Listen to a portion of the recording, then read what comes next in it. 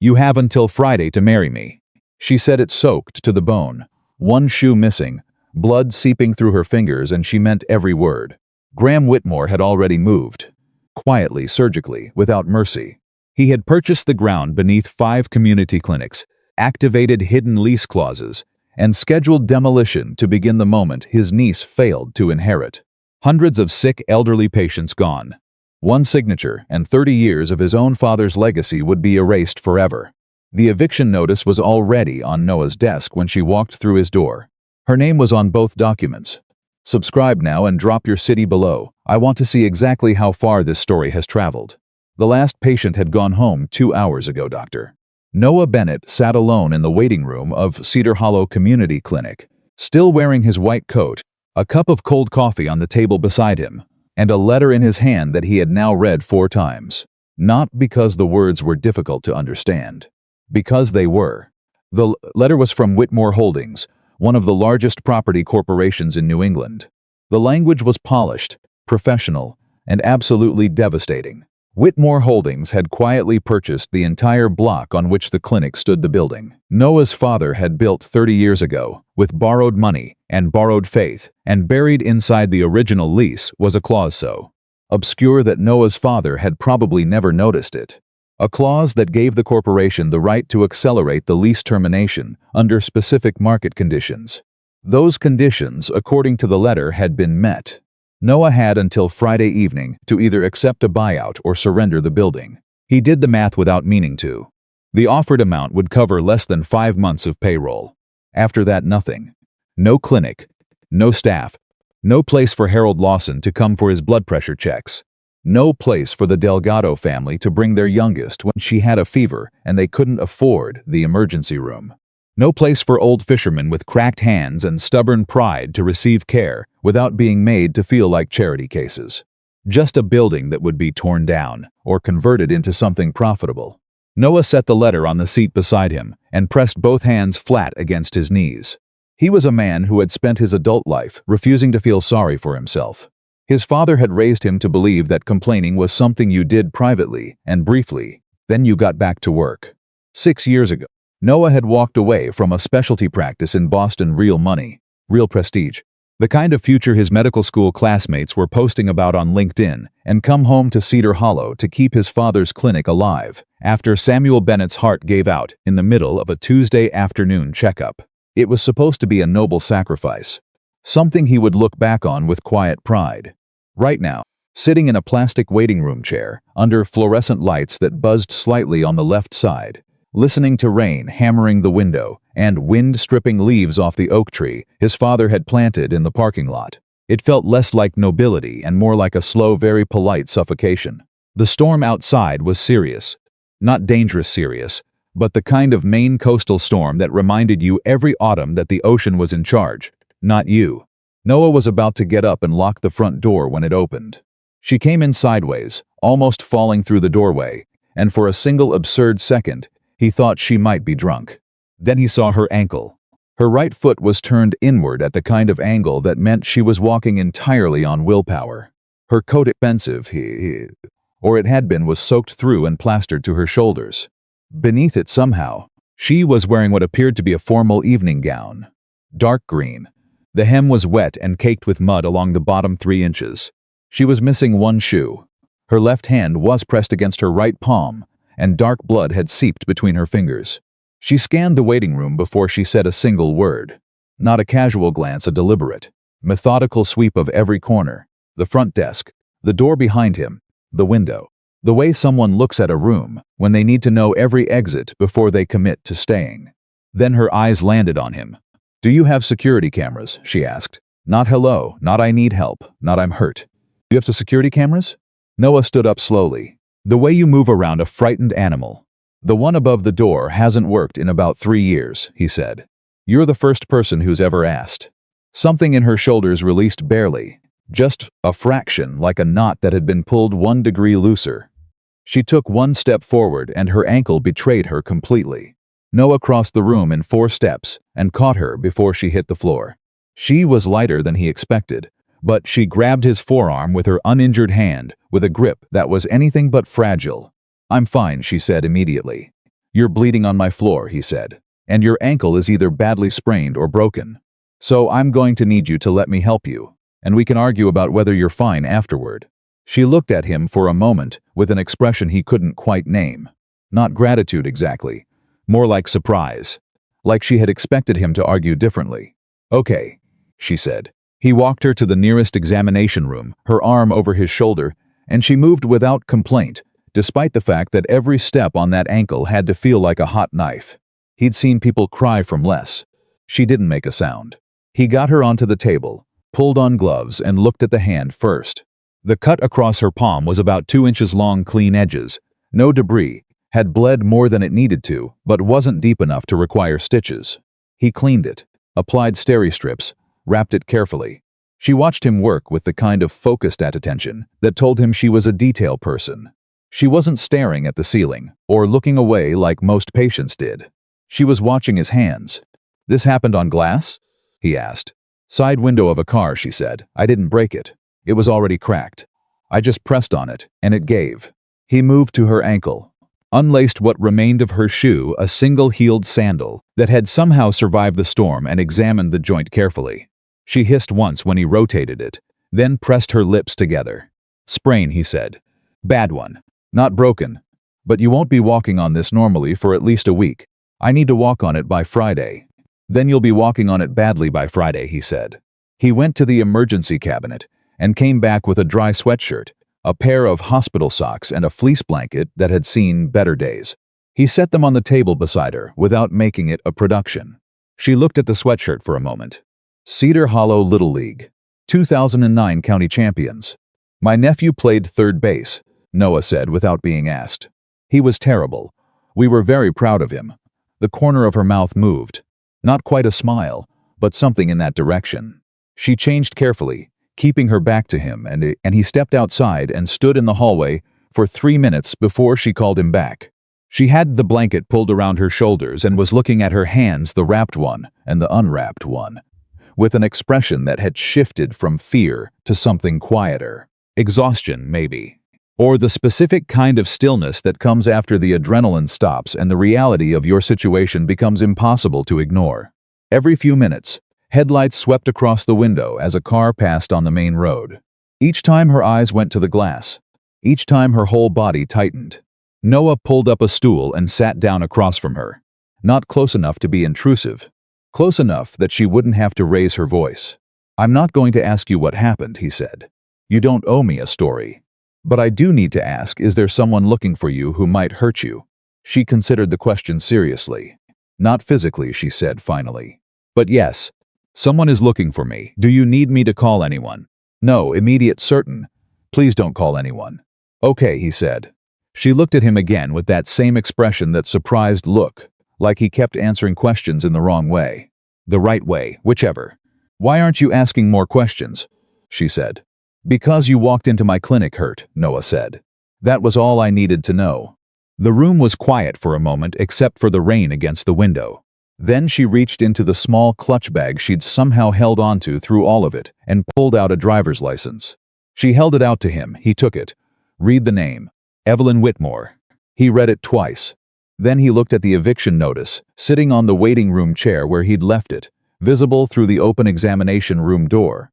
He could see the Whitmore Holdings letterhead from where he sat. Evelyn watched his face. She was very good at reading faces, he could tell. She saw the exact moment he connected the names. "What is it?" she asked. He didn't answer right away.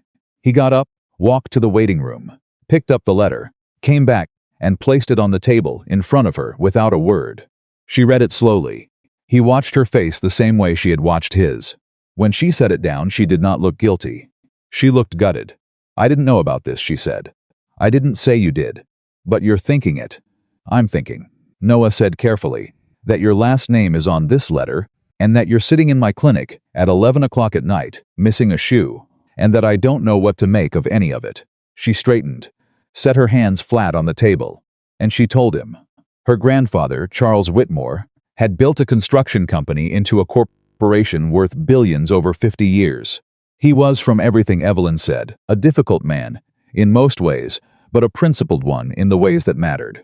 He believed in the communities that had made him wealthy. He had set up charitable trusts, funded rural healthcare infrastructure, backed affordable housing projects across 3 states. 8 months ago, Charles Whitmore had died. His will named Evelyn as his primary heir and the inheritor of his controlling shares in Whitmore Holdings.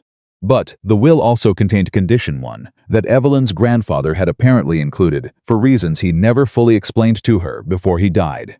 She had to be legally married before 9 in the morning on her 30th birthday. Her birthday was Friday. Until that condition was met, Graham Whitmore, Charles's son, Evelyn's uncle, would serve as interim CEO with full voting authority over the company. He's been interim for 8 months, Evelyn said. He was supposed to be a caretaker. He's been rewriting the architecture of the entire company, including acquiring community clinics, Noah said. Including acquiring community clinics. She pressed one hand flat on the eviction letter. I didn't know about this. Graham keeps me involved in the public-facing work. Press events, charity galas, the parts that look good. Everything operational he handles without me. He tells you you're not ready, Noah said. It wasn't a question. She looked up at him sharply. He's been saying that for 9 years, she said quietly. Since I started working there. Too emotional. Too idealistic. Too soft for real business. She paused. My grandfather didn't agree. But my grandfather is gone. Noah was quiet. Outside, the storm was picking up again.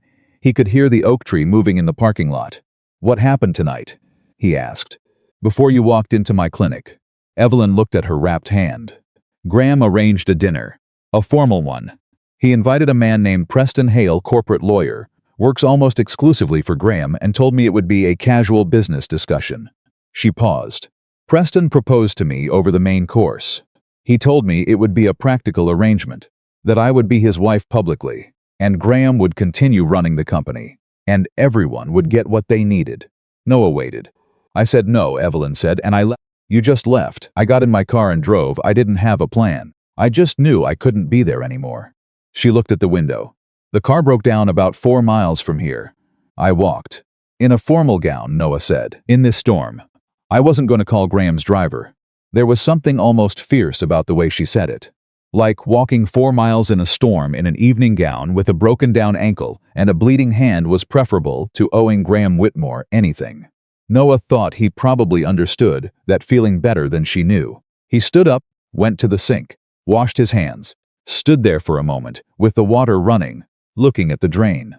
Evelyn, he said. He was surprised to find he'd already crossed from calling her Miss Whitmore to her first name without noticing. She didn't correct him. What exactly are you planning to do? He heard her take a breath. I need to be married by 9 on Friday morning, she said. It's Tuesday night. That gives me less than 48 hours. He turned off the water, turned around. She was looking at him with an expression that was completely, almost brutally direct. She was not a woman who had ever been very good at performing vulnerability. He suspected. What she was doing right now was something much harder, being honest about what she needed without disguising it as something else. You have until Friday to marry me, she said. The fluorescent light on the left side of the room buzzed. Noah looked at her for a long moment. I think, he said, you might be in shock. I'm not in shock. Your ankle. My ankle is sprained, not my brain. She didn't say it unkindly, just factually. I know this is not a normal thing to ask a stranger. I know that. But you need to understand what's at stake. She gestured at the eviction notice. That letter. That's not just about your building. Graham is doing this to 5 clinics. 5 of them, all serving communities that can't absorb the loss. He's using the trust my grandfather built to fund predatory land acquisitions, and he's timing all of it to happen before I can stop him. And you can stop him if you're married. I can stop him if I have my voting shares. And I can't access those until the condition in the will is satisfied. She paused. It's an insane clause. I know it is. I don't know why my grandfather wrote it. But he wrote it, and it's legally binding. And Graham has spent 8 months counting on me failing to meet it. Noah pulled the stool back out and sat down. He was quiet for a long time. And in exchange, he said, the eviction is canceled. The building is yours. I'll have the acquisition reviewed and reversed within 48 hours of my taking voting authority. All financial losses you've sustained will be reimbursed. I can structure a support fund for the clinic that doesn't compromise your independence. Stop, Noah said. She stopped. He was shaking his head not at her exactly, but at the situation. At the insanity of it. At the fact that he was sitting in a clinic he couldn't afford to keep open, across from a woman with a billion-dollar last name who was bleeding through a bandage and asking him to marry her. And that the strangest part was that it was making a kind of horrible, specific sense. "I'm not going to marry you for money," he said. "I want to be clear about that." She nodded slowly. "I understand, my father built this place. It's important to me. But I won't trade a wedding ring for a building, no matter how much I love that building." "Then what will it take?" she asked. Not demanding. Genuinely asking. Noah looked at her for a long moment. "Why did you walk 4 miles in the rain?" he asked. She blinked. "I already told you. I wasn't going to call Graham." "No," he said. "I mean, you could have called anyone. A friend, a cab company, a hotel. You could have sat in your broken-down car and waited for the storm to ease. You walked instead." He paused. "Why?" She was quiet for a moment. And in that quiet, something in her face shifted, became less controlled, less carefully managed. "Because I was tired," she said, "of waiting for things to ease." That answer sat between them for a moment. Noah picked up the eviction letter, folded it along its original crease, and set it back on the table. "I'm going to go home," he said. "I'm going to think about this. All night, probably. And I'm going to come to wherever you're staying tomorrow morning. And if I'm going to say yes, which I'm top promising, I'm going to say it with conditions." "What kind of conditions?" "The kind where we're honest with each other," he said, "even when it's uncomfortable." She studied him for a moment. "You're not saying no," she said. "I'm saying I need a night to figure out whether I'm saying yes for the right reasons." He stood up. "There's a motel 2 blocks north of here, Carol's. It's clean, and the owner won't ask questions. I'll call her and tell her you're coming." He helped her to her feet 1 foot, technically, and gave her a walking stick from the back room that technically belonged to Harold Lawson, and that Harold kept forgetting to take home. At the front door, she paused. "You treated me before you knew my name," she said. "You didn't ask about money or insurance or any of that." "That's not a remarkable thing," Noah said. "That's just what you do when someone walks in hurt." She looked at him for a moment. "In my world," Evelyn Whitmore said quietly, "it is remarkable. It's the most remarkable thing that has happened to me in years." She made it through the door without letting him see whether she was going to cry. He stood in the empty waiting room after she left and listened to the rain and the buzzing fluorescent light and the distant sound of Carol's motel sign swinging on its post in the wind. Then he went back to his office, sat down and started a list. He wrote at the top of the page, "Reasons this is a terrible idea." He filled 3 sides of a legal pad. Then, somewhere around 2 in the morning, he flipped to a clean page and wrote, "Reasons I'm going to do it anyway." He only wrote one thing. "Because she asked me what the last thing was, because I wanted it, not because I was supposed to be responsible. And I couldn't answer."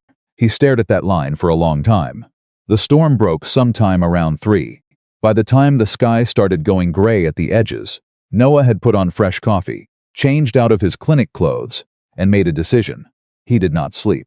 At 7 in the morning, he walked 2 blocks north in the cold, still air to Carol's motel, knocked on the door of room 6, and when Evelyn opened it, hair pulled back, borrowed clinic sweatshirt, ankle wrapped and slightly elevated because she'd apparently improvised a pillow arrangement. From the motel's extra blankets, he looked at her and said, "3 conditions."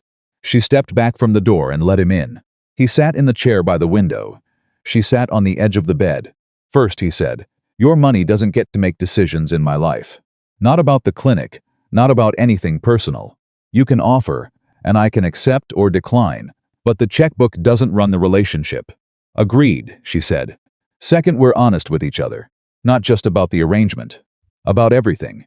If this is getting uncomfortable, we say so. If one of us is feeling something unexpected, we say so. No performance, no management, no corporate PR version of our marriage." She was quiet for a moment. "That's harder than it sounds, for me." "I know," he said. "That's why it's a condition." She nodded. "Third, either of us can walk away. No punishment, no retaliation, no legal complications. If this stops working for either of us, we end it cleanly and we both stay standing." "My lawyers will want to argue about that one," she said. "I'm not talking to your lawyers," Noah said. "I'm talking to you." She looked at him for a long moment. The morning light through the motel curtains was thin and gray, and it caught the bruising that had formed along her jaw. At some point he hadn't noticed it in the clinic the night before, and he felt a sudden, Clean anger at whoever or whatever had put it there. Agreed, she said. To all three. He nodded. Then we need to figure out how to get married in 47 hours, he said. She actually smiled at that. Not a managed, public smile, a real one. Small and slightly exhausted and completely genuine. I have some thoughts on that, she said. I assumed you would. He went to the motel's small coffee maker and started a pot, and they sat there in the thin morning light and began to plan the most impossible wedding in the history of Cedar Hollow, Maine. Neither of them noticed, quite yet, that somewhere between the eviction notice and the emergency bandages and the legal pad full of reasons, this was a terrible idea. They had already begun to trust each other. That was the most dangerous thing of all.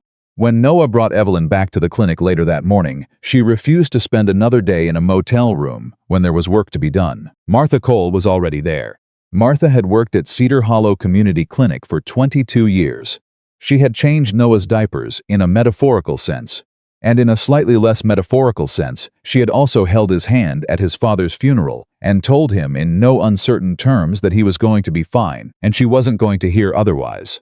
Martha took one look at Noah, walking in with a soaked, bandaged, clearly slept in a motel woman in a borrowed clinic sweatshirt and said no. Good morning, Martha, Noah said. I said no, Noah. You don't know what I'm going to say yet.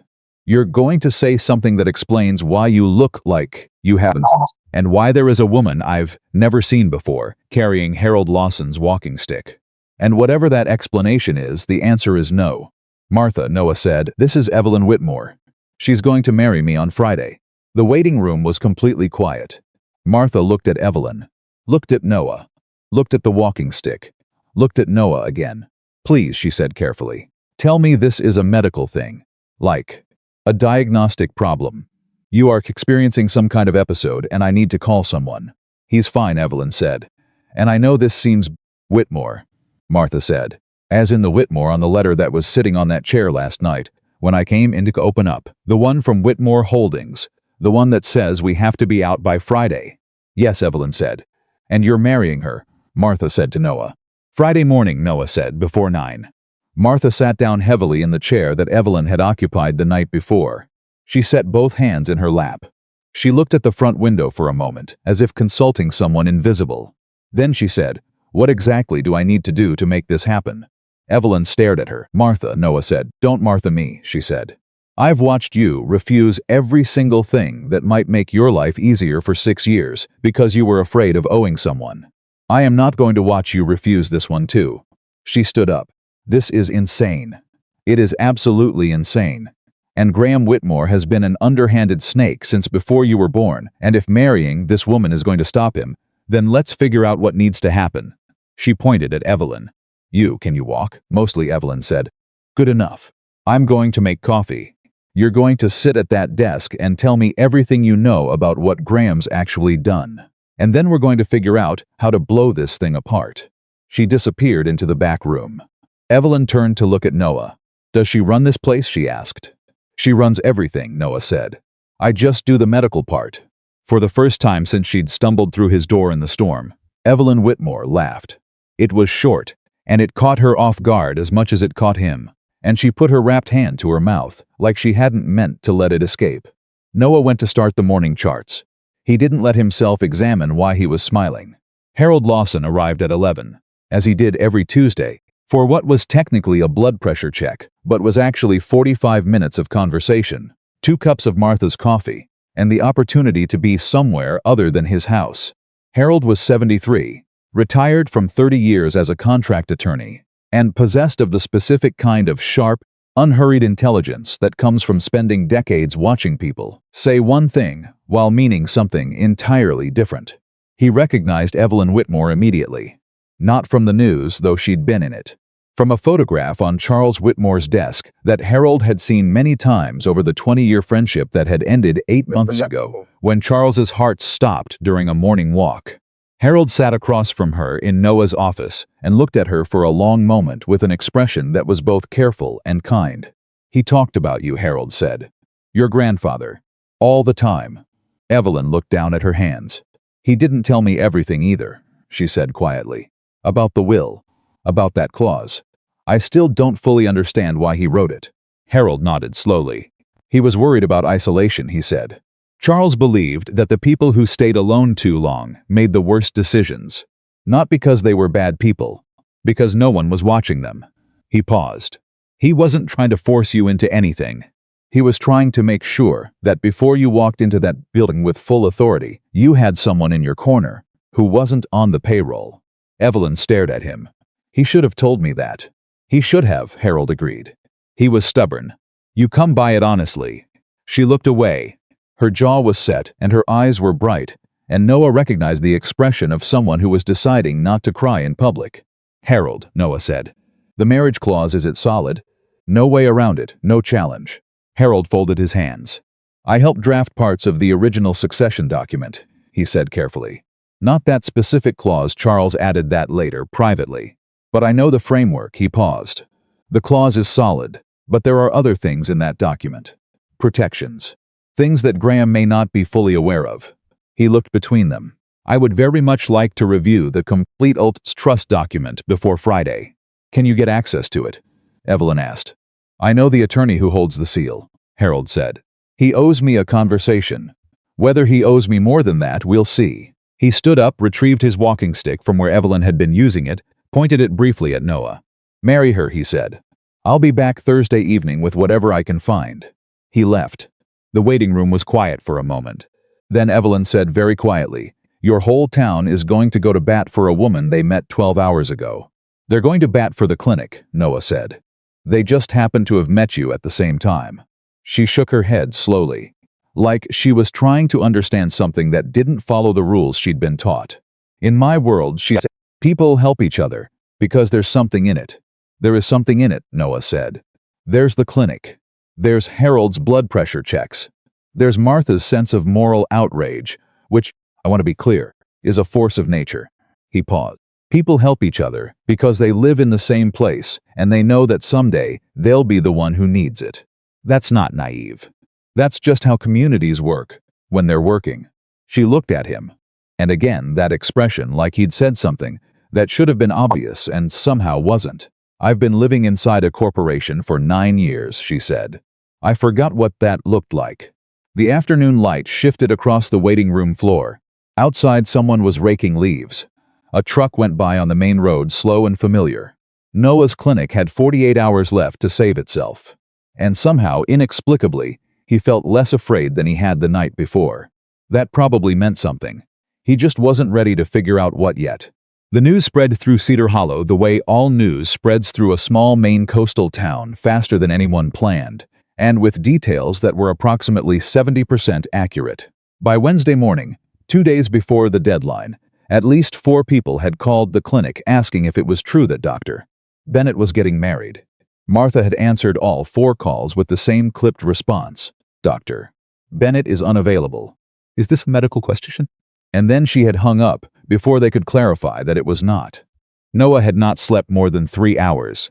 He could feel it behind his eyes, that specific gritty exhaustion that wasn't quite pain, but wasn't quite not pain either. He had patients to see. He had a wedding license application to file at the municipal office before noon. He had a woman sleeping on the clinic's supply room cot who had turned the entire shelf of bandage inventory into a makeshift standing desk by 6 in the morning and was already on a phone call when he arrived. He stood in the doorway of the supply room for a moment, watching Evelyn work, and thought about how strange it was that she looked completely at home in the most chaotic corner of his barely functional medical clinic. She was wearing the same borrowed sweatshirt. Her ankle was elevated on a box of latex gloves. She had a yellow legal pad, 3 different colored pens, and her phone wedged between her ear and her shoulder, while she wrote with her wrapped hand and flipped through what appeared to be a printed spreadsheet with her other. No, she was saying into the phone, her voice quiet but precise. No, tell him the acquisition review is not optional. I want the full chain of title on all 5 properties on my desk before Thursday noon. A pause. I understand he reports to Graham. He's going to report to me on Friday. He should start practicing now. She hung up, looked at Noah. You've been standing there long enough to hear that, she said. I wasn't eavesdropping. I was deciding whether to interrupt. What did you decide? That you looked like you needed coffee more than privacy. He held up the mug he'd brought from the back. She reached for it without a word, took a long drink, set it on top of the latex glove box. Those are 5 separate clinic properties, she said, gesturing at the spreadsheet. Graham didn't just target yours.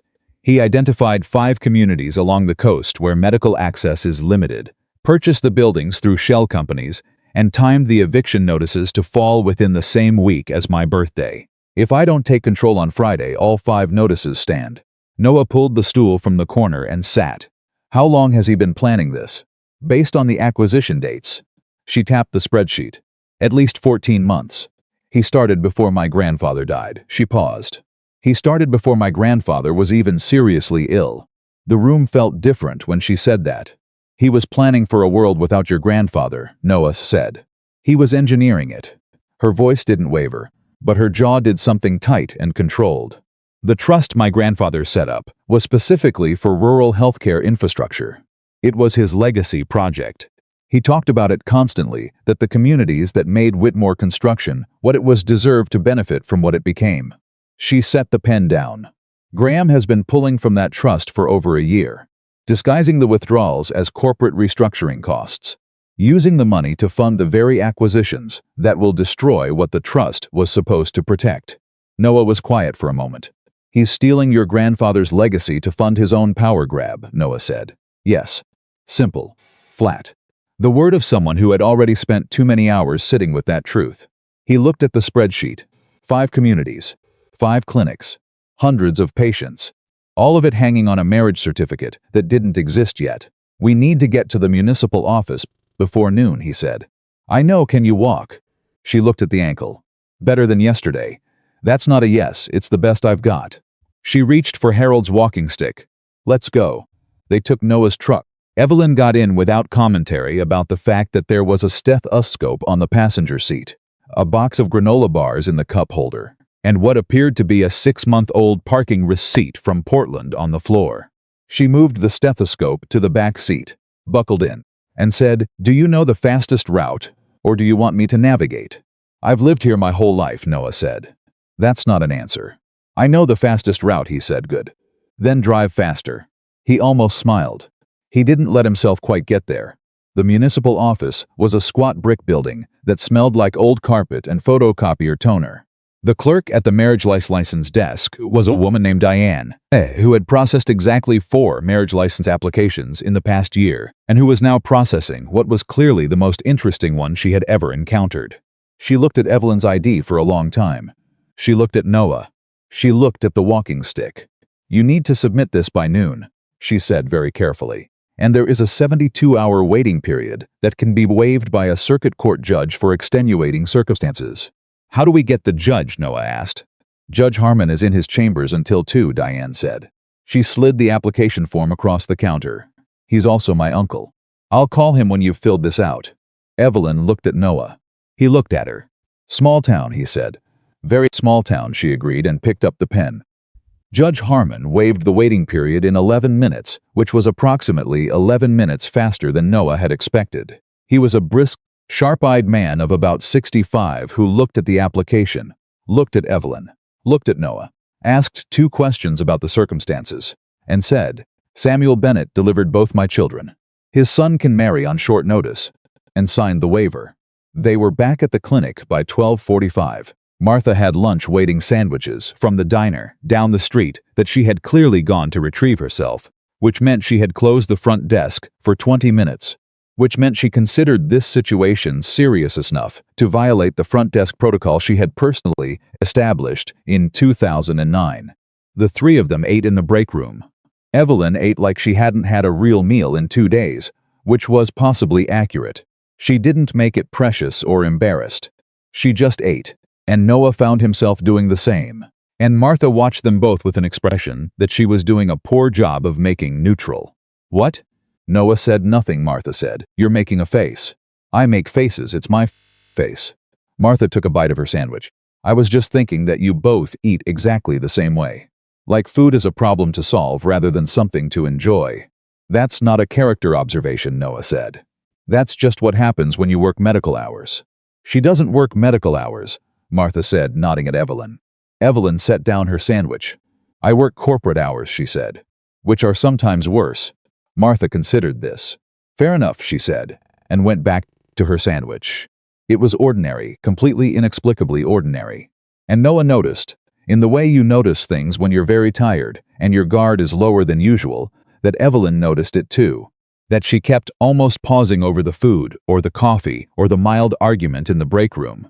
Like she was encountering something she recognized, but hadn't experienced in a long time, and was afraid that if she acknowledged it, it would stop. The afternoon brought patients. Regular Wednesday patients Harold for his blood pressure, which was marginally better than last week, and 3 fishing families. And an elderly woman named Rosa, who came every 2 weeks for a wound check and stayed an extra 20 minutes because she lived alone and the clinic was warm. Evelyn was supposed to stay in the supply room. She lasted 40 minutes. Noah came out of an examination room to find her sitting in the waiting room next to Rosa, who was 81, and talked to anyone who sat near her. And Evelyn was listening. Not performing listening. Actually listening with her whole attention, while Rosa talked about her late husband and the fish season, and the fact that her youngest grandson had started college and wasn't calling enough. Then an elderly man named Art came in for a follow-up, and his coat had a button missing, and he was struggling to fasten it. And Evelyn stood up without making it a moment and held the coat while he got his arm in and straightened the collar. And Art thanked her and she said, "Of course," like it was nothing. And it was nothing. And that was exactly what made Noah stop in the hallway and look at her for a second longer than was strictly necessary. Martha appeared at his shoulder. "Don't make a face," Noah said. "You were already making one," Martha said. She was quiet for a moment. "She's not what I expected." "She's not what I expected either."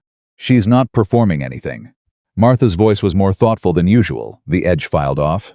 "I've watched wealthy people come through here before, when they've had the occasion. They perform kindness. You can see it the careful way they do the visible thing, and then look around to make sure it was seen." She watched Evelyn straighten Art's collar. She didn't look around. Noah didn't say anything. "Noah," Martha said. "I know," he said. "Do you?" He walked back to his office without answering, which was itself an answer. At 4:37 that afternoon, Preston Hale walked through the front door of Cedar Hollow Community Clinic. Noah knew who he was before he introduced himself, partly because Evelyn had described him, and partly because there was a very specific way that certain men entered a room like the room had been waiting for them, rather than the other way around. Preston was mid-40s, immaculately put together, with the kind of easy, dismissive confidence that came from never having been told no in a professional setting. He asked for Dr. Bennett.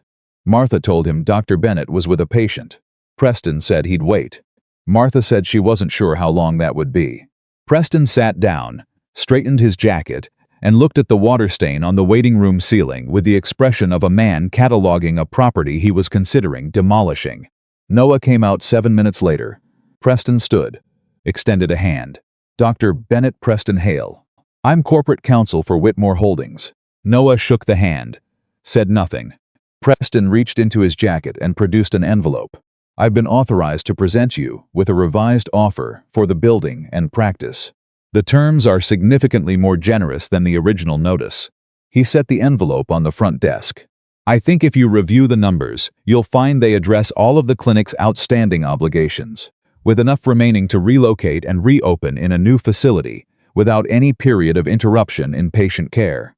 Noah didn't touch the envelope. "Why?" he said. Preston blinked. "I'm sorry?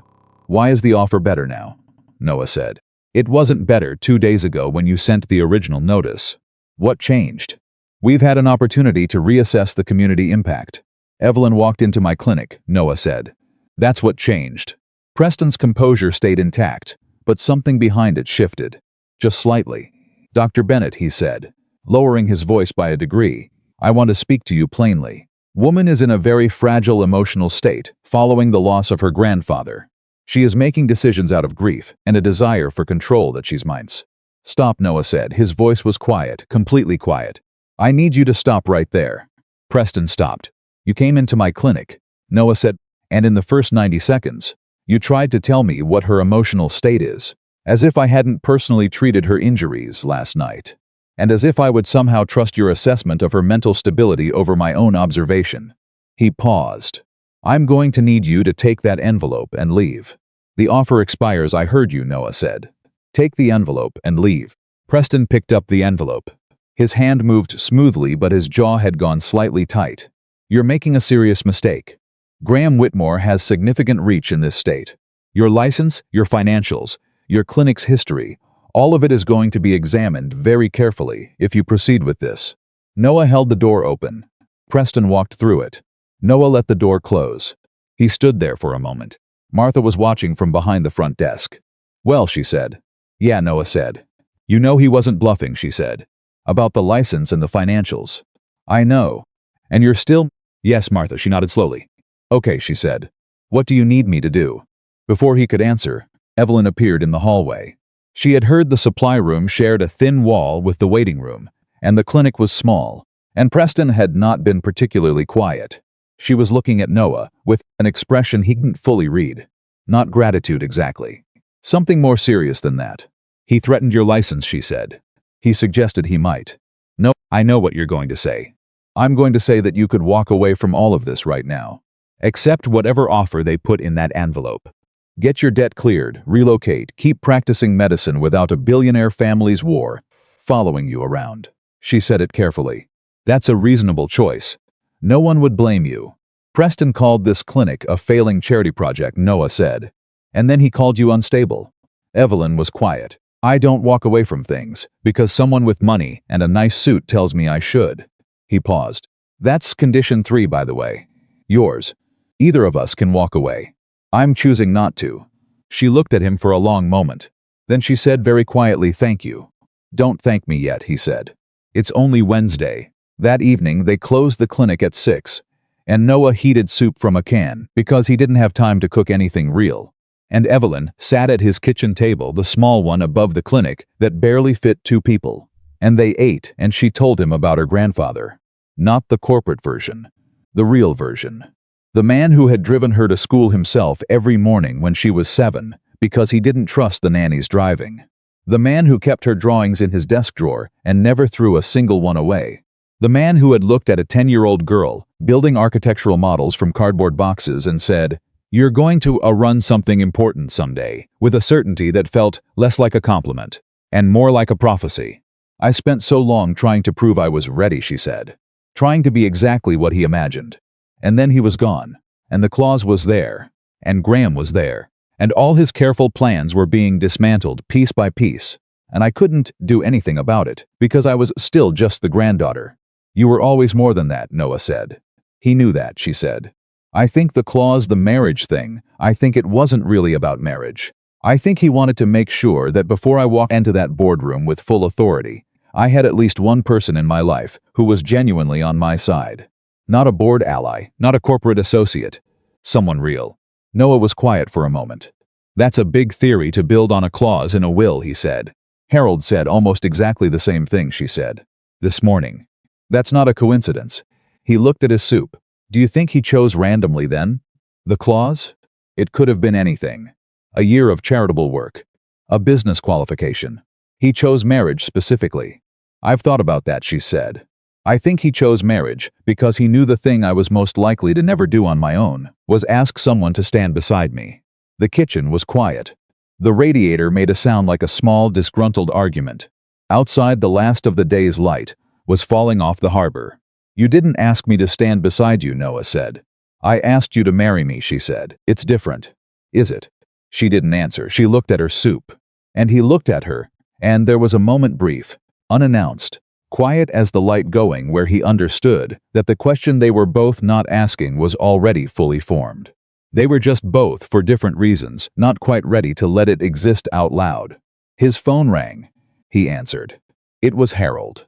I spoke to Charles's attorney, Harold said, and his voice had the particular tone of a man who had found something significant and was deciding how to deliver it. He can't show me the full sealed trust document without a formal request from the estate, which Evelyn will have standing to file on Friday. But he told me something. Tell me, Noah said. He looked at Evelyn and put the call on speaker without asking. She leaned forward. The trust document contains a provision, Harold said. One specifically related to the succession clause. Any beneficiary who uses trust assets to manipulate or interfere with the succession process automatically forfeits their voting authority under the document. Permanently, not temporarily. Permanently. The kitchen went very still. Harold, Evelyn said. Are you saying? I'm saying that if we can prove Graham used trust funds to fund those property acquisitions, which is precisely what your spreadsheet suggests, then his authority is void regardless of what happens Friday.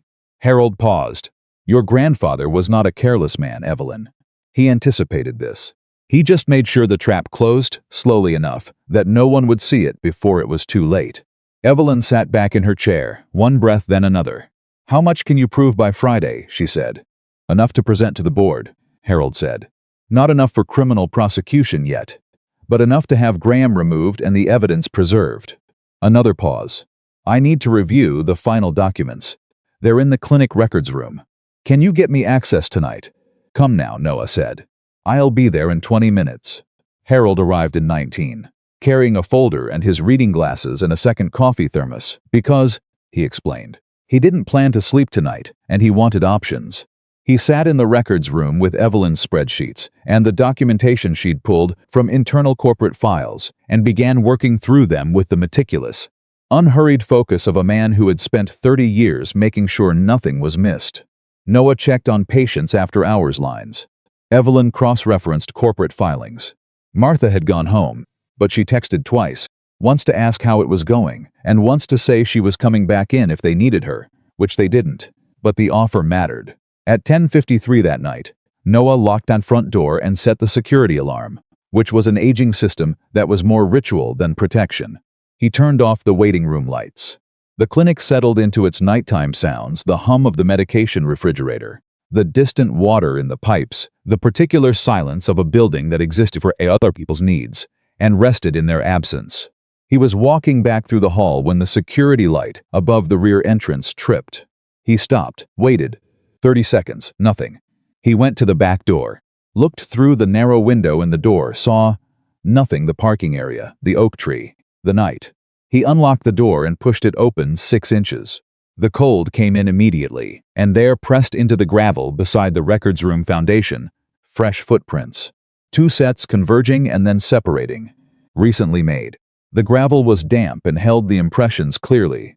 Someone had stood outside the records room window. Nothing was taken, nothing was moved, nothing was broken. The message was not about taking something. The message was that they could. Noah locked the back door and reset the alarm.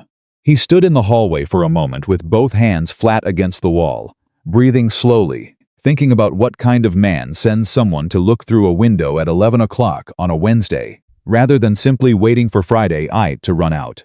A man who was afraid Friday would not go the way he planned. He walked back to the records room. Harold looked up from the documents. Noah said, "Someone just walked the perimeter." Harold set his reading glasses on the table. "Graham?" "His people," Noah said. "We need to move those documents somewhere he can't reach them overnight." Harold was already pulling papers together. "The bank," he said. "I have a safe deposit box. It opens at 8. "We'll be there at 8, Evelyn said. She had stood up from her chair at the first word, her voice completely level, her eyes sharp. Not frightened. Focused. "What do we take?" "Everything I've marked," Harold said. "And the original copies of the trust provisions you printed this afternoon." They worked quickly and quietly. Evelyn sorted. Harold checked. Noah sealed the materials in the clinic's document envelopes and carried them to Harold's car. 20 minutes start to finish. When Harold drove away, the folder was sitting in the back seat under an old newspaper, looking like nothing at all. Noah came back inside, locked the door, set the alarm again. Evelyn was standing in the hallway. She had her arms crossed, not defensively, but the way a person stands when they are alone, with something they are trying to organize. "They came here tonight," she said. "Because of me." "They came here tonight because of Graham," Noah said. "Don't give him more credit than he's earned, Noah. Those are your documents. Your building. If something had happened." "Nothing happened," he said. "And we moved the evidence. So tomorrow night, there's nothing here worth coming back for." She looked at him for a long moment. And he could see it, the specific thing she was carrying that she hadn't said yet. The guilt of being the reason the clinic was in danger, layered over the exhaustion, layered over something else he couldn't quite name, but that lived in the same territory as the look on her face when Art had thanked her for helping with his coat. "When was the last time someone protected something because of you?" he asked. "Not for you, because of you." Her jaw worked for a second. Just a second. I don't know, she said honestly. Then let people do it, he said. It's what communities are for. She looked at him for another long beat. Then she said, you sound like your father. Noah stopped. Martha told me about him, she said quickly. This afternoon. She talks about him, like he made the clinic real. Not just as a business, but as something that belonged to everyone. She paused. She said, you're the same. You just don't let yourself believe it yet. He didn't have an answer for that. He was not a man who cried easily, and he wasn't crying now, but the space behind his eyes went warm and pressured in a way he recognized. Go get some sleep, he said finally. Tomorrow's Thursday. We have 1 day left. She nodded, pushed off from the wall, walked past him toward the supply room where the cot was. At the doorway she stopped.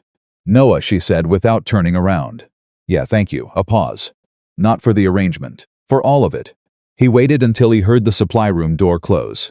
Then he sat down on the hallway floor with his back against the wall, in the dark, in his own clinic, and thought about what Martha had said. You're the same. You just don't let yourself believe it yet. Tomorrow was Thursday. 1 day before the most impossible Friday of his life.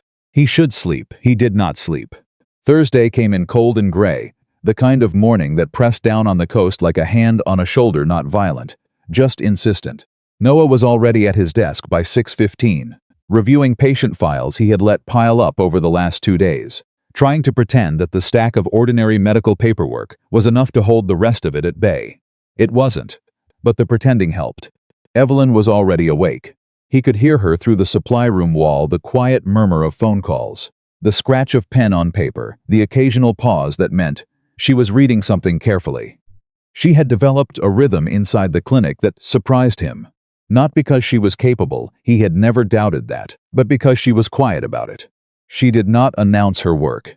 She simply worked with the same focused economy he had noticed from the morning, and the clinic had begun to shape itself around her presence the way a room adjusts to furniture that turns to belong there.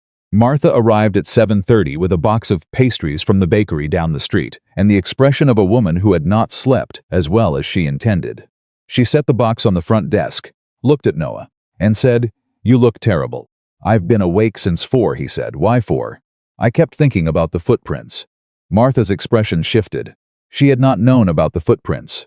Noah told her quickly, precisely what he had found at the rear entrance the night before, what they had done with the documents, where Harold had taken them. Martha was quiet for a moment. Then she said, "Graham sent someone to look through the window of a medical clinic at 11 o'clock at night." "Yes, because he's scared. That's the most logical explanation." "Good," Martha said, with a firmness that would have startled someone who didn't know her. "He should be scared." She opened the pastry box. "Eat something. You operate better when you've eaten." Evelyn came out of the supply room at 7:50, her hair pulled back, a pen behind her ear, and she stopped when she saw the pastry box and said, almost involuntarily, "Is that a real croissant?" "Carol's Bakery," Martha said. "They've been making them the same way since 1987. "Sit down," Evelyn sat. She ate the croissant. Martha poured her coffee, and the three of them stood and sat around the front desks in the early morning quiet of the clinic. And for about 4 minutes, nothing bad was happening at all. Then Noah's phone rang. He looked at the screen. "Unknown number, Portland area code," he answered. "Dr. Bennett." The voice was male, professional, and completely impersonal. "My name is Robert Cahill. I'm a senior investigator with the Maine State Medical Board. I'm calling to inform you that we have received a formal complaint regarding your clinic's financial practices, specifically allegations of misappropriation of patient billing and operating under conditions that may compromise care standards. We'll need to schedule an initial review meeting." The croissant in Noah's hand stopped halfway to his mouth. "When was this complaint filed?" he said. His voice came out steadier than he felt. "Yesterday afternoon," Cahill said. "I want to be clear that this is a preliminary inquiry. No determination has been made. But given the nature of the allegations, we are required to proceed promptly." "Who filed it?" "I'm not able to share that at this stage." Noah looked at Martha. She was already looking at him. She had heard enough. "I understand," Noah said. "I'll make myself available. Can you send the formal notice to the clinic address?" "Of course, we'll be in touch by end of week." Cahill paused. "Dr. Bennett, I would suggest you retain counsel." The call ended. The pastry box sat on the desk. The coffee was still warm. The morning looked exactly the same as it had 60 seconds ago. Graham, Evelyn said. She had not heard the call, but she had read Noah's face. Medical board complaint, Noah said. Filed yesterday afternoon. Right around the time Preston left here. Evelyn set her mug down. He's trying to pull you out of this before Friday. He's also making sure that even if Friday goes wrong for him, I'm too buried in a formal investigation to cause any further trouble. Noah set his own mug down. It's a good move strategically. Noah, I said it was a good move. I didn't say it was going to work. He looked at her. We have one day. What do we do with it? She straightened. And he watched the shift happen, the thing he had noticed twice before, where something in her face moved from human to strategic without losing either quality. She picked up her legal pad. She uncapped the pen. Harold gets the documents authenticated today, she said. I need to reach Diane Mercer. Who is she? Board member. She voted against 3 of Graham's acquisitions over the past 8 months. Lost all 3 times because Graham controls the majority. She's been waiting for something to change the balance. Evelyn was already writing. If I can get her the evidence summary before the board meeting tomorrow, she can seconded my motion to remove Graham before he has a chance to reframe the narrative. Can you reach her directly? I already have her personal number. My grandfather gave it to me 2 years ago and told me to use it when it mattered. She looked up. I think this qualifies. Call her, Noah said now. She was already dialing. By 10 in the morning, Evelyn had spoken to Diane Mercer for 47 minutes. She had not used corporate language or polished talking points. She had sat in the supply room with the door half open and spoken plainly. The way a person speaks when they are telling the truth and they know it, and they need the other person to know it too. When the call ended, she came out and said, She's with us. She wants the evidence summary by 6 tonight, Harold. Noah said. I'm calling him now. Martha, who had been listening from behind the front desk while ostensibly updating patient files, said, I'll drive the documents to Harold's bank and back if he needs a courier. Faster than waiting. Martha, Noah started. Don't argue with me, she said, already reaching for her coat. It's Thursday. We don't have time for you to be polite. She left. Noah saw 3 patients that morning. He gave each of them his full attention, which cost him something, because his mind kept pulling toward the rest of it, the complaint, the deadline, the footprints in the gravel. But Rosa came in for her wound check, and Art came in because his knee was swelling again. And a young mother came in with a 3-year-old who had an ear infection that had been hurting him for 4 days because she hadn't been sure she could afford the visit. No charge, Noah told her when she reached for her wallet. Just bring him back if it doesn't clear up in a week. She looked at him like he had said something in a language she half recognized. He thought about what Evelyn had said about his father. He thought about Martha's voice saying, You're the same. You just don't let yourself believe it yet. He handed the mother the prescription and walked her to the door. At 12:40, Preston Hale walked past the clinic's front window without stopping. He was on the phone. He did not look in. But he walked slowly enough that the slowness itself was a statement. Martha, who had returned with the authenticated documents and was now sitting at the front desk eating lunch with focused efficiency, watched him through the glass. He's circling, she said. Let him circle, Noah said. He makes me want to throw something, Martha. I said, want to. I'm a professional. She took a bite of her sandwich. I'm not going to. At 2:15, a car pulled up outside that Noah didn't recognize. A woman got out, mid-30s, dark coat, moving with the specific, purposeful energy of someone who had driven several hours and intended to make the trip worth it. She walked in, looked at Noah, and said, You must be the doctor. I'm Rachel. I drove from New York. Where's Evelyn? Noah pointed at the supply room. Rachel went directly there. He heard the door open and then heard 2 voices, overlapping, and one of them was Evelyn's, and it sounded different, looser, younger, like a note that had been held too tight for too long, finally released. He did not eavesdrop. He went to make more coffee, because it was that kind of afternoon. 20 minutes later, Rachel emerged from the supply room, located Noah in the break room, sat down across from him, and studied him with the frank assessment of someone who loved Evelyn Whitmore and intended to make sure this was real. She told me about the arrangement, Rachel said. I assumed she would. She also told me about the eviction notice, the footprints, Preston, and the medical board complaint. She paused. She didn't ask me to come. I came because she called me at midnight Tuesday, and she sounded like herself for the first time in 8 months. And the last time she sounded like herself was when she was fighting for something she actually believed in. Rachel looked at him steadily. Are you going to hurt her? Not intentionally, Noah said. That's an honest answer, she said. Most men would have said no. Most men would have been lying. Rachel looked at him for a moment longer. She thinks she's using you, she said quietly. The arrangement, the clinical logic of it. She's told herself a very organized story about what this is. I know, Noah said. Do you know what the story actually is? He looked at his coffee cup. I'm working on that, he said. Rachel nodded slowly. She brought wedding rings, she said. Evelyn didn't, she forgot entirely, so I stopped at a jeweler's in Portland on the way and bought 2 plain bands. Nothing fancy. But you can't make promises empty-handed. He looked up. You planned that. I planned that, she said. You're welcome.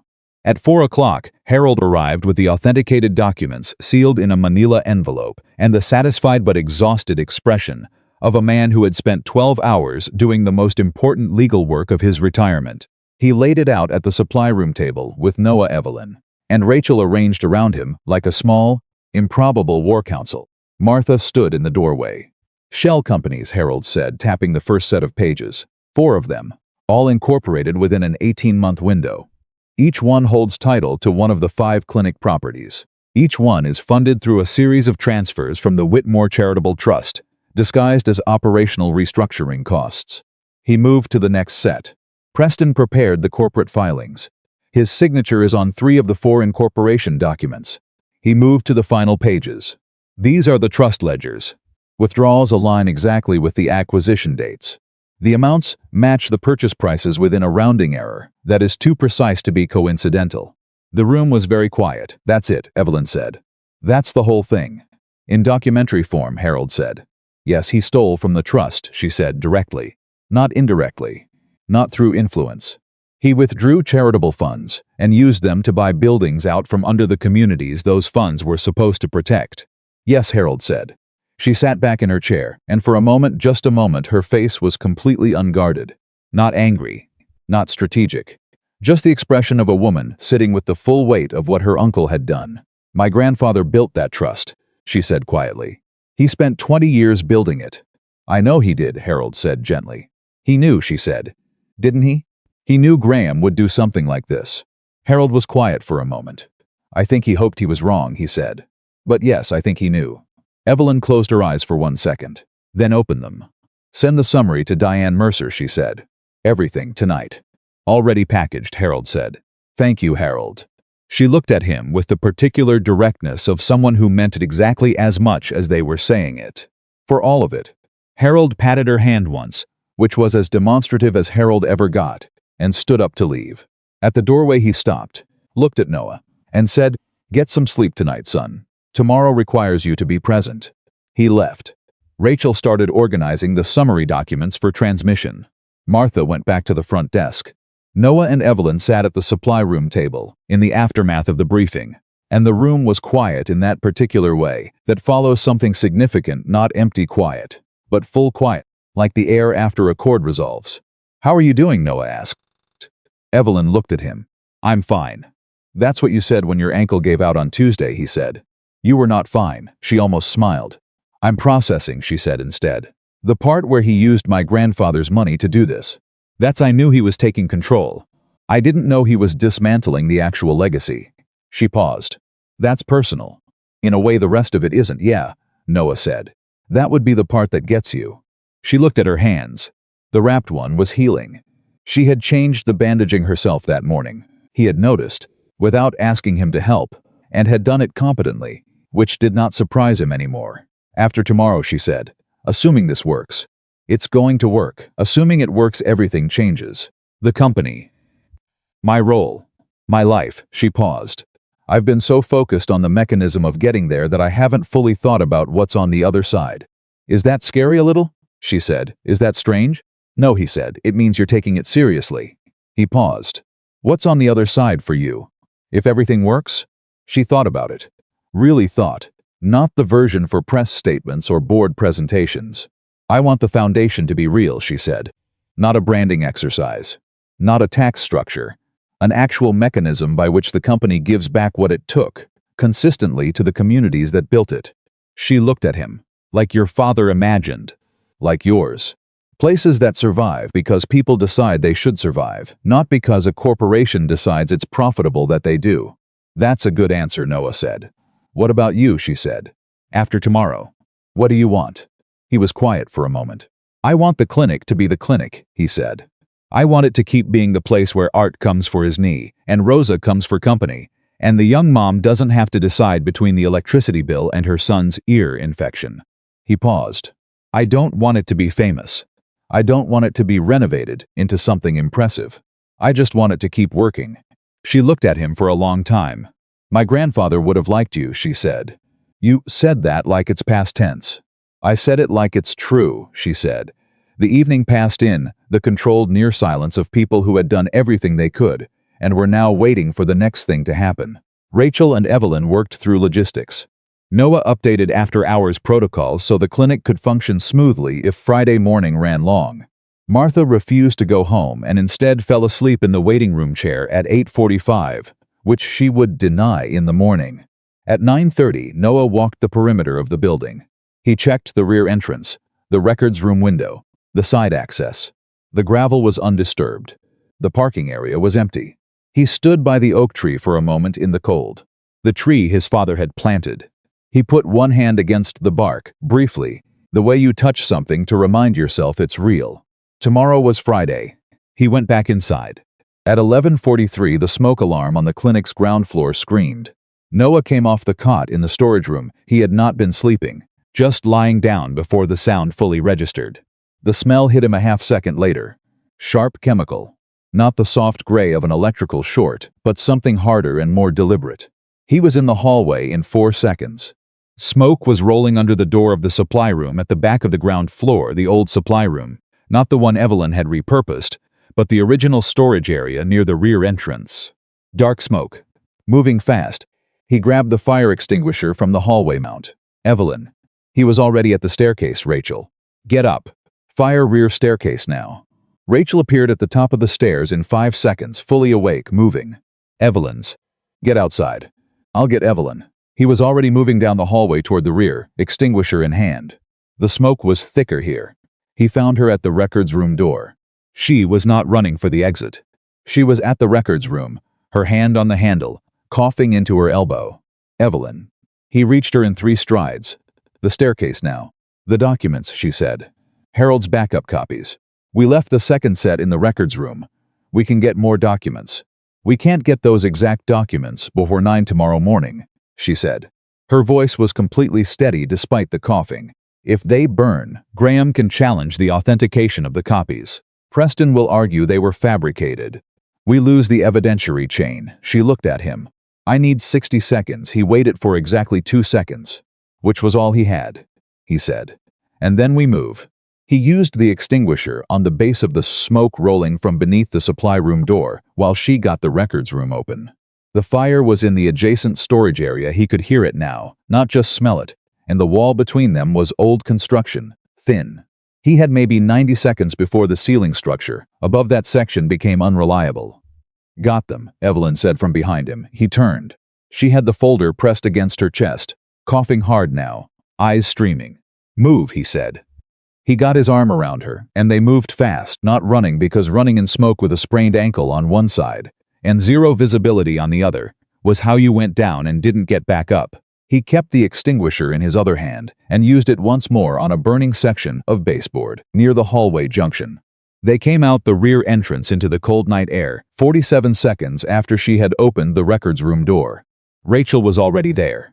She grabbed Evelyn's other arm. They got her 6 steps from the building, and Evelyn sat down on the gravel and coughed until her whole body shook with it, and she still had the folder. She still had the folder. Noah looked back at the building. The rear corner window was lit orange from inside. He could hear sirens already. Someone had called from the street. Rachel had her arm around Evelyn, who was still coughing but breathing. Noah crouched in front of her and looked at her face, eyes red. No burns, airways clearing as the night air hit. I need you to be angry at me now, Evelyn said between coughs. I can see that you want to be. You ran toward a fire, Noah said. His voice was very controlled. You followed me into one, she said. Because you went first. He sat down next to her on the gravel. His hands were shaking slightly, and he was not going to pretend they weren't. "Do not do that again." "I won't have to," she said. "After tomorrow, Graham won't have anything left to burn." The volunteer fire department arrived in 4 minutes. Cedar Hollow's firefighters were thorough and fast, and the fire was contained to the storage room and part of the rear hallway, destructive, but not catastrophic. The main structure held. The patient areas were untouched. An EMT tried to get Evelyn to the ambulance for oxygen. She went, sat on the back bumper, held the mask for exactly the amount of time she needed, and then stood up and held the folder out to Martha, who had come running from the parking lot in her coat over her pajamas and was standing with her hand pressed to her chest. "Lock this in your car," Evelyn said, "right now. Don't bring it back inside until morning." Martha took the folder without a word and walked directly to her car. Noah sat on the ambulance bumper where Evelyn had been and looked at his clinic, at the fire crew moving through the rear section with lights, at the smoke rising from the corner of the building his father had repaired with his own hands in 2001 when a burst pipe had done similar damage, at the oak tree still standing untouched. Evelyn sat down next to him, close enough that their shoulders were touching. She did not move away. Neither did he. "Someone set this," he said. This wasn't a warning anymore. Warnings don't use accelerant. She was quiet. "He's panicking," Noah said. "Because tomorrow is coming, and the documents exist, and the board meeting is happening, and he can't stop any of it through legitimate means. So he sent someone to burn the evidence and hope we'd be too shaken to show up." "We're going to show up," Evelyn said. "I know we are." "Are you scared?" she asked. He thought about it honestly. Of tomorrow? No. Of what almost just happened? He looked at the smoke-hazed sky. Yes. She was quiet for a moment. Then she said, "I stopped thinking of you as part of an agreement. I don't know when exactly. Maybe the night you rejected Preston. Maybe before that." She paused. "I know this started as a transaction. I need you to know that it stopped being that for me." He turned to look at her.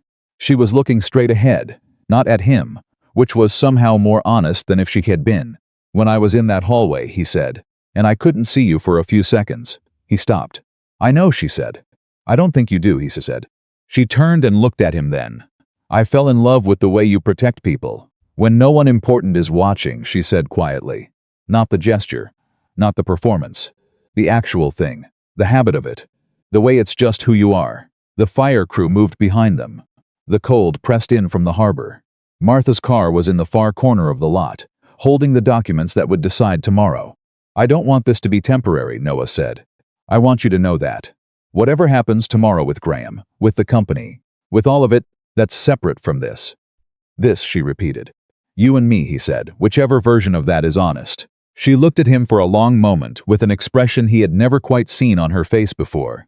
Not the strategic focus, not the controlled grief, not the almost smile. Something open. Something that had stopped trying to protect itself. "I love you," she said, simply, like it was a fact she had been holding and had decided to set down. He looked at her. "I've loved you since you caught me before I hit the floor," she said. "I just needed long enough to trust it." The fire marshal was walking toward them with a clipboard. Rachel was on the phone calling someone, probably a lawyer, definitely not sleeping. Martha was sitting in her car in the parking lot, guardian of the documents that would end Graham Whitmore's access to everything he had stolen. Noah reached over and took Evelyn's hand, the wrapped one, carefully, so he wasn't pressing on the healing palm. She held on. "I love you too," he said. I have since you said you needed a legal husband, and then told me it was a transaction with the same voice you use when you're telling a lie you haven't quite committed to yet." She made a sound that was almost a laugh. "That early?" "Martha noticed before I did," he said. "She usually does." The fire marshal reached them. Behind him, the clinic was still standing. Tomorrow was Friday, and for the first time since Tuesday night, neither of them was afraid of it. The fire marshal's report was filed at 2:17 in the morning. Chemical accelerant, rear entrance, consistent with deliberate ignition. The word sat in the official language of a government form and meant something very simple. Someone had tried to burn down Noah's clinic the night before his wedding. Noah read the preliminary report, standing in the parking lot, while Rachel coordinated with Harold on the phone, and Evelyn sat on the clinic's front step, still in the clothes she'd worn when the alarm went off, the rescued folder on her knees.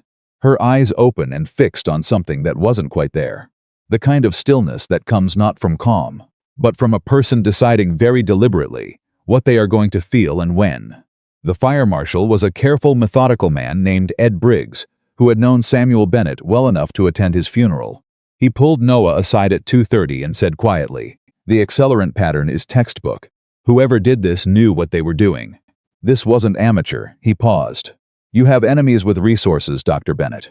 "I'm aware," Noah said. "I'd recommend you contact law enforcement before morning." "Already planned," Noah said. Ed Briggs looked at him for a moment, then looked at the clinic, then back at Noah. "Your father would have handled this exactly the same way," he said. "Too stubborn to be frightened, too principled to back down." "He'd have also been furious about the wall," Noah said. "The wall can be fixed," Ed said. "Get some sleep if you can." He couldn't. None of them could.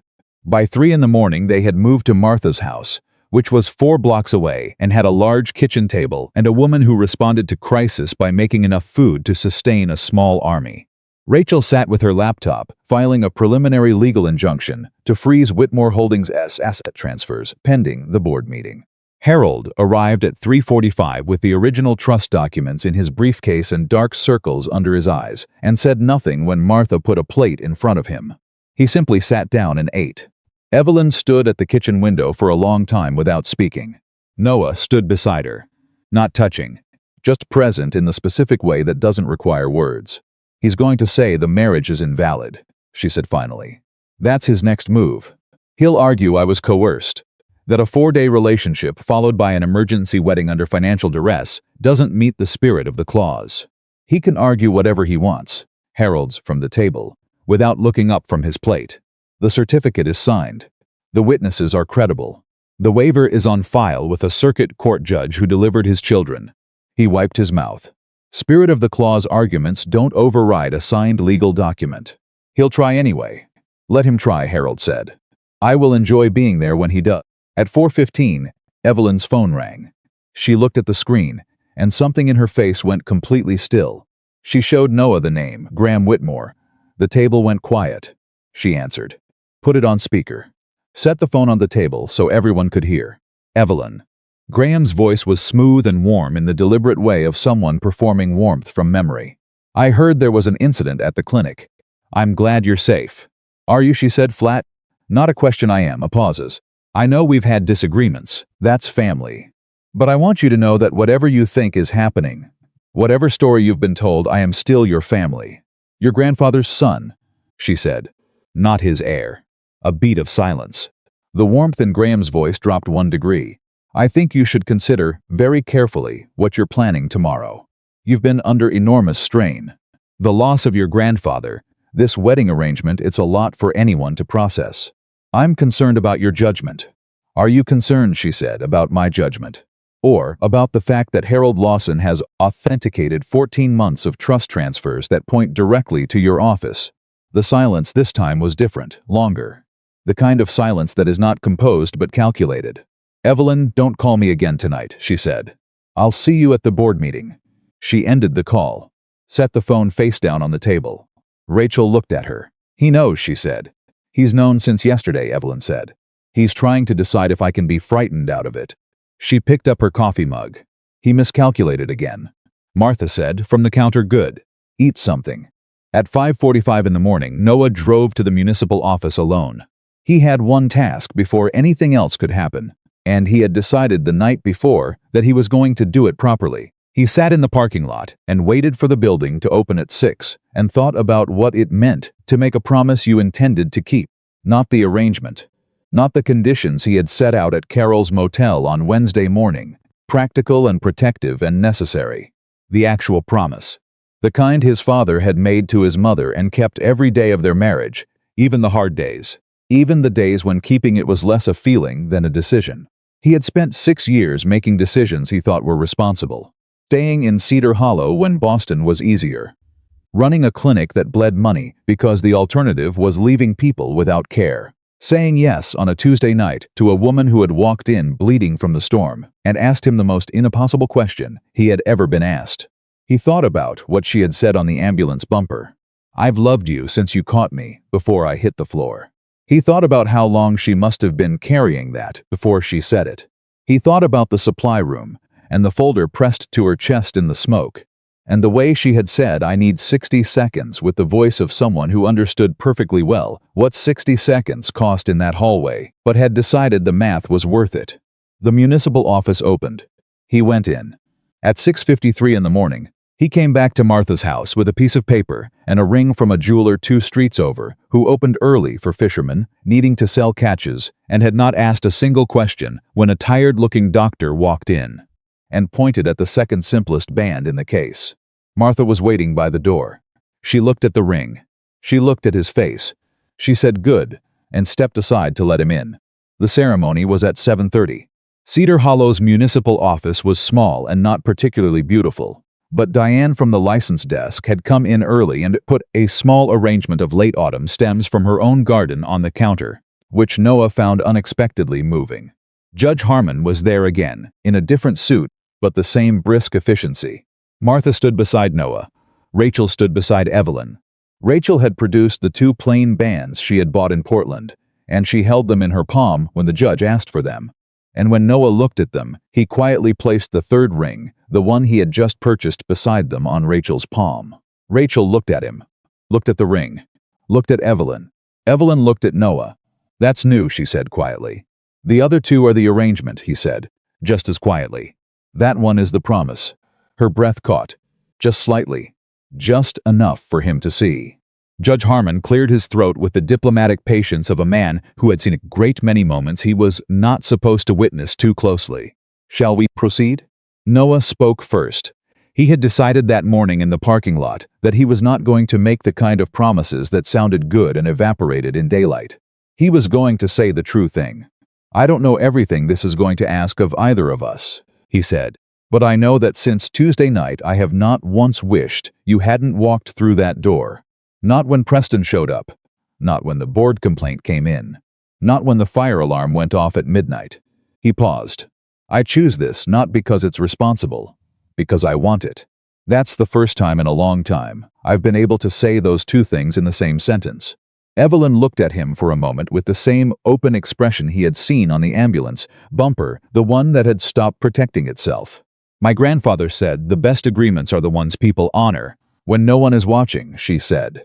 "I didn't understand what that meant until I watched you forgive a medical debt at 8 in the morning without telling anyone, and then do it again at 3 in the afternoon." She paused. "I came here to save my inheritance. You helped me inherit something I didn't know I'd lost. The courage to be exactly who I am." She looked at the ring Rachel was holding, the new one, the simple one he had bought at 6:53 in the morning. "I intend to honor this one every day." The certificate was signed at 8:23, 37 minutes before the deadline. When the judge invited them to kiss, there was a half-second of the same hesitation. There had been at the very beginning the awareness of the gap between what was arranged and what was real. Then Evelyn stepped forward, and Noah met her halfway. And the kiss was brief and quiet and completely genuine. And Martha made a sound she would later describe as clearing her throat. Rachel was crying. She denied this loudly and immediately, which convinced no one. Harold, sitting in the back row with his folder on his knees and his reading glasses around his neck, said nothing. He simply nodded once, slowly, the way a man nods when a thing he hoped for has turned out to be true. At 8:41, 18 minutes after signing the certificate, Evelyn's phone received a notification. Her attorneys, who had been standing by, had filed the formal succession documentation with the Whitmore Holdings corporate secretary. As of 9 o'clock this morning, if the filing was unchallenged, Evelyn Whitmore held controlling voting authority over the company. Graham had 2 hours before the emergency board meeting to do something about it. He used every minute. By 10:15, 3 different news outlets had received anonymous tips about Noah's medical board complaint. 2 of them ran preliminary stories online, careful, hedged but pointed. Local doctor faces financial misconduct inquiry amid billionaire heiress wedding. The stories did not name sources. They did not need to. The implication was clear enough, and implications had a way of spreading faster than corrections. Noah's phone started ringing at 10:20. He let Martha manage the calls. She did so with an efficiency that suggested she had been waiting her entire career for a reason to be this definitively unhelpful to reporters. Noah's clinic was accessible through the burned section. The patient areas were intact. He had called his morning appointments and rescheduled, and he stood in the undamaged waiting room at 10:30, looking at the wall his father had painted and thinking about what it meant that this building was still standing. Evelyn came in behind him. She had changed. Rachel had brought a bag from the car, and she looked different in the daylight of the actual morning after everything. More solid somehow, like she had settled into herself overnight. She stood beside him and looked at the waiting room. "Your patients are going to see those stories," she said. "I know, some of them are going to wonder." "Some of them will," he agreed. "Noah, I know what you're going to say," he said.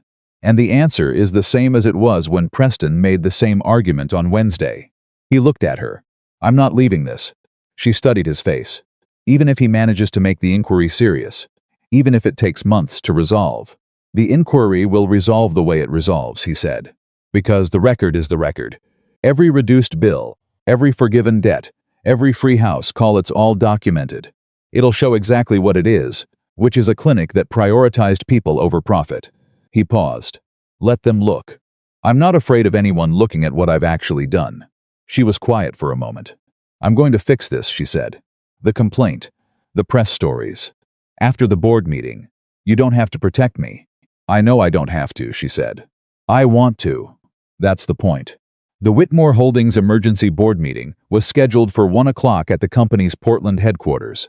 Harold had arranged transportation. Rachel rode with Evelyn.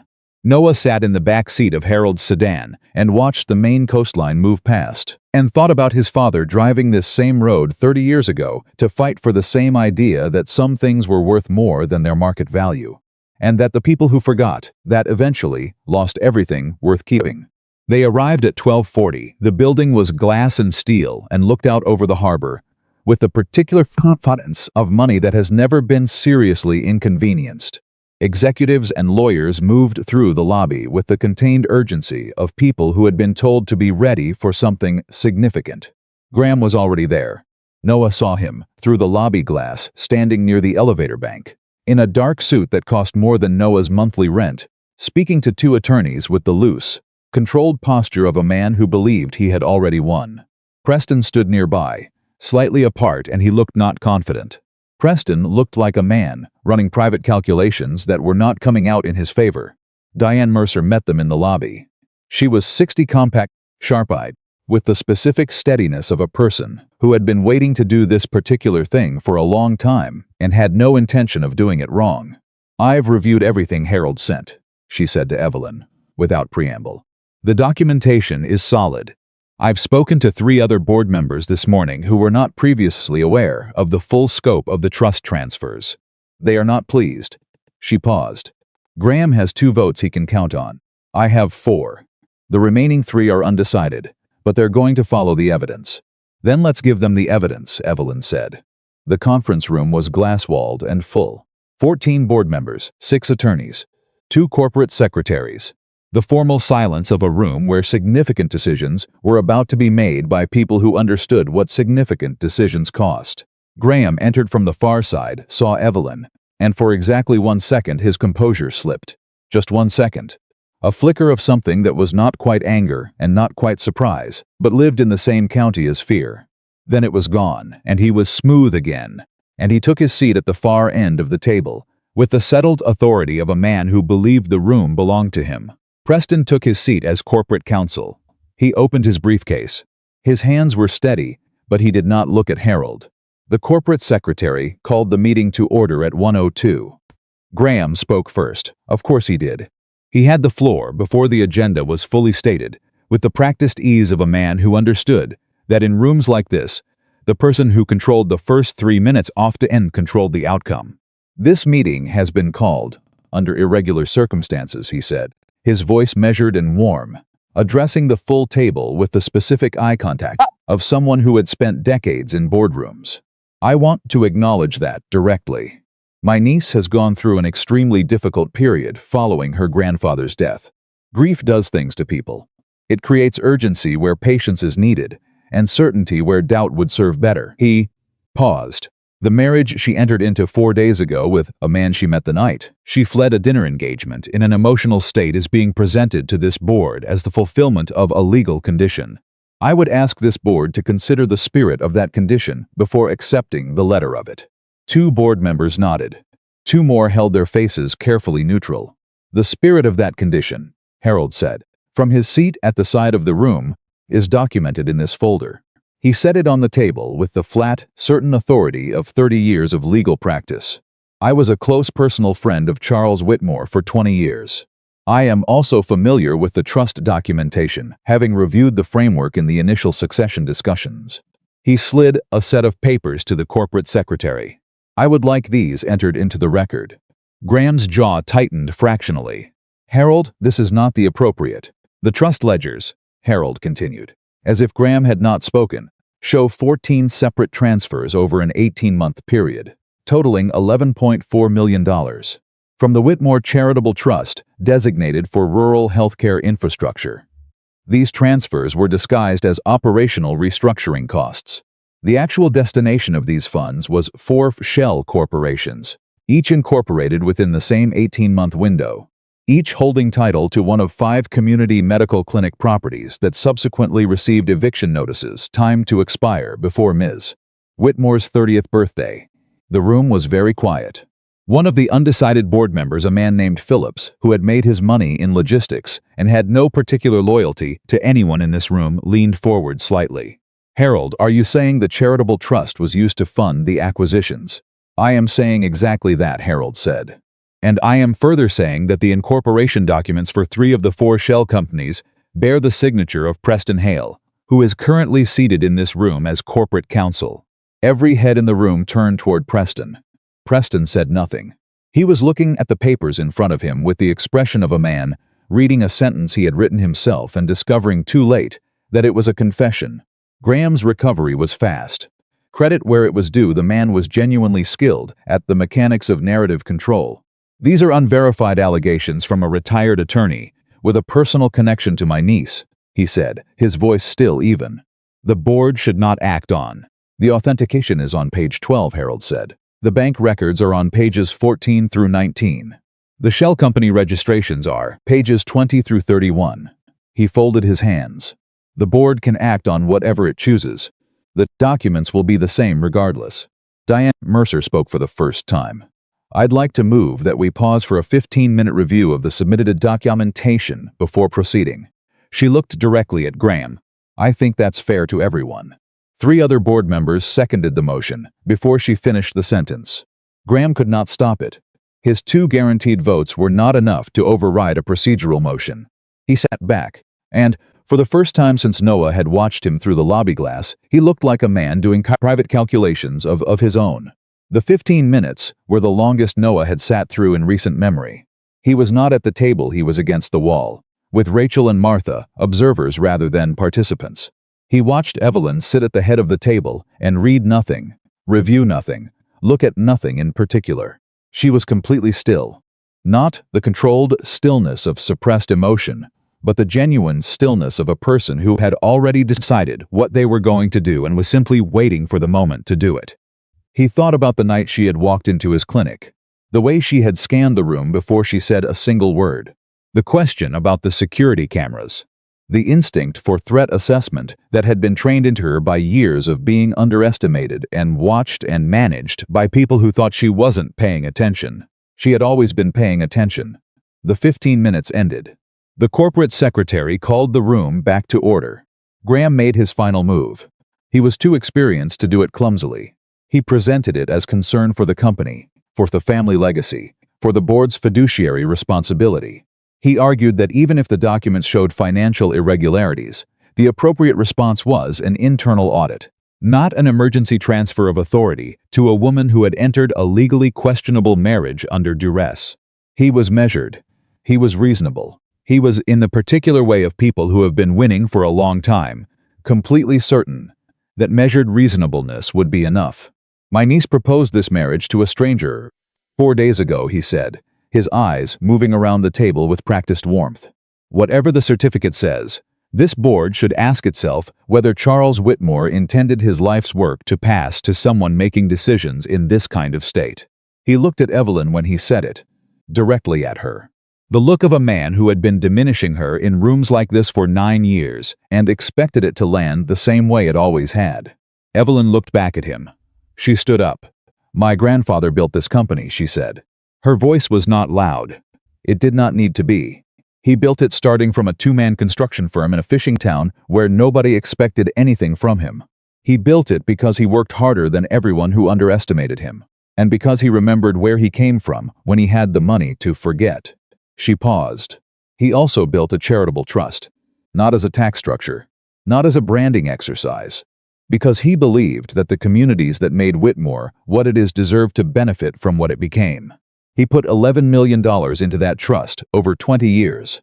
She let that number sit in the room for a moment. $11 million, she said, that my uncle withdrew and used to purchase buildings out from under the medical clinics those communities depended on. Timed deliberately to occur before I could stop him. She looked at Graham, not with anger, with something much quieter and much more permanent than anger. He told me for 9 years that I was too emotional to lead this company, that I didn't understand what real business required. That compassion was a liability. She paused.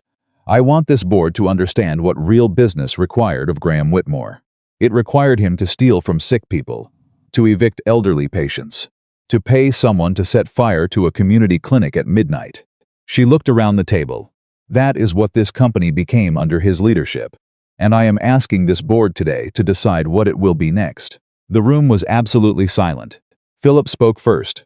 I move to remove Graham Whitmore as interim CEO pending a full investigation of the trust transfers. Diane Mercer seconded it before the sentence was complete. The vote was 9-2. Graham sat very still when the count was announced. His face went through several things in quick succession: disbelief, calculation, anger, and then something that settled below all of those, into a kind of rigid blankness. He looked at Preston, who was looking at the table. He looked at the 2 board members who had voted with him, who were now looking at their phones. He looked at Evelyn. She met his gaze.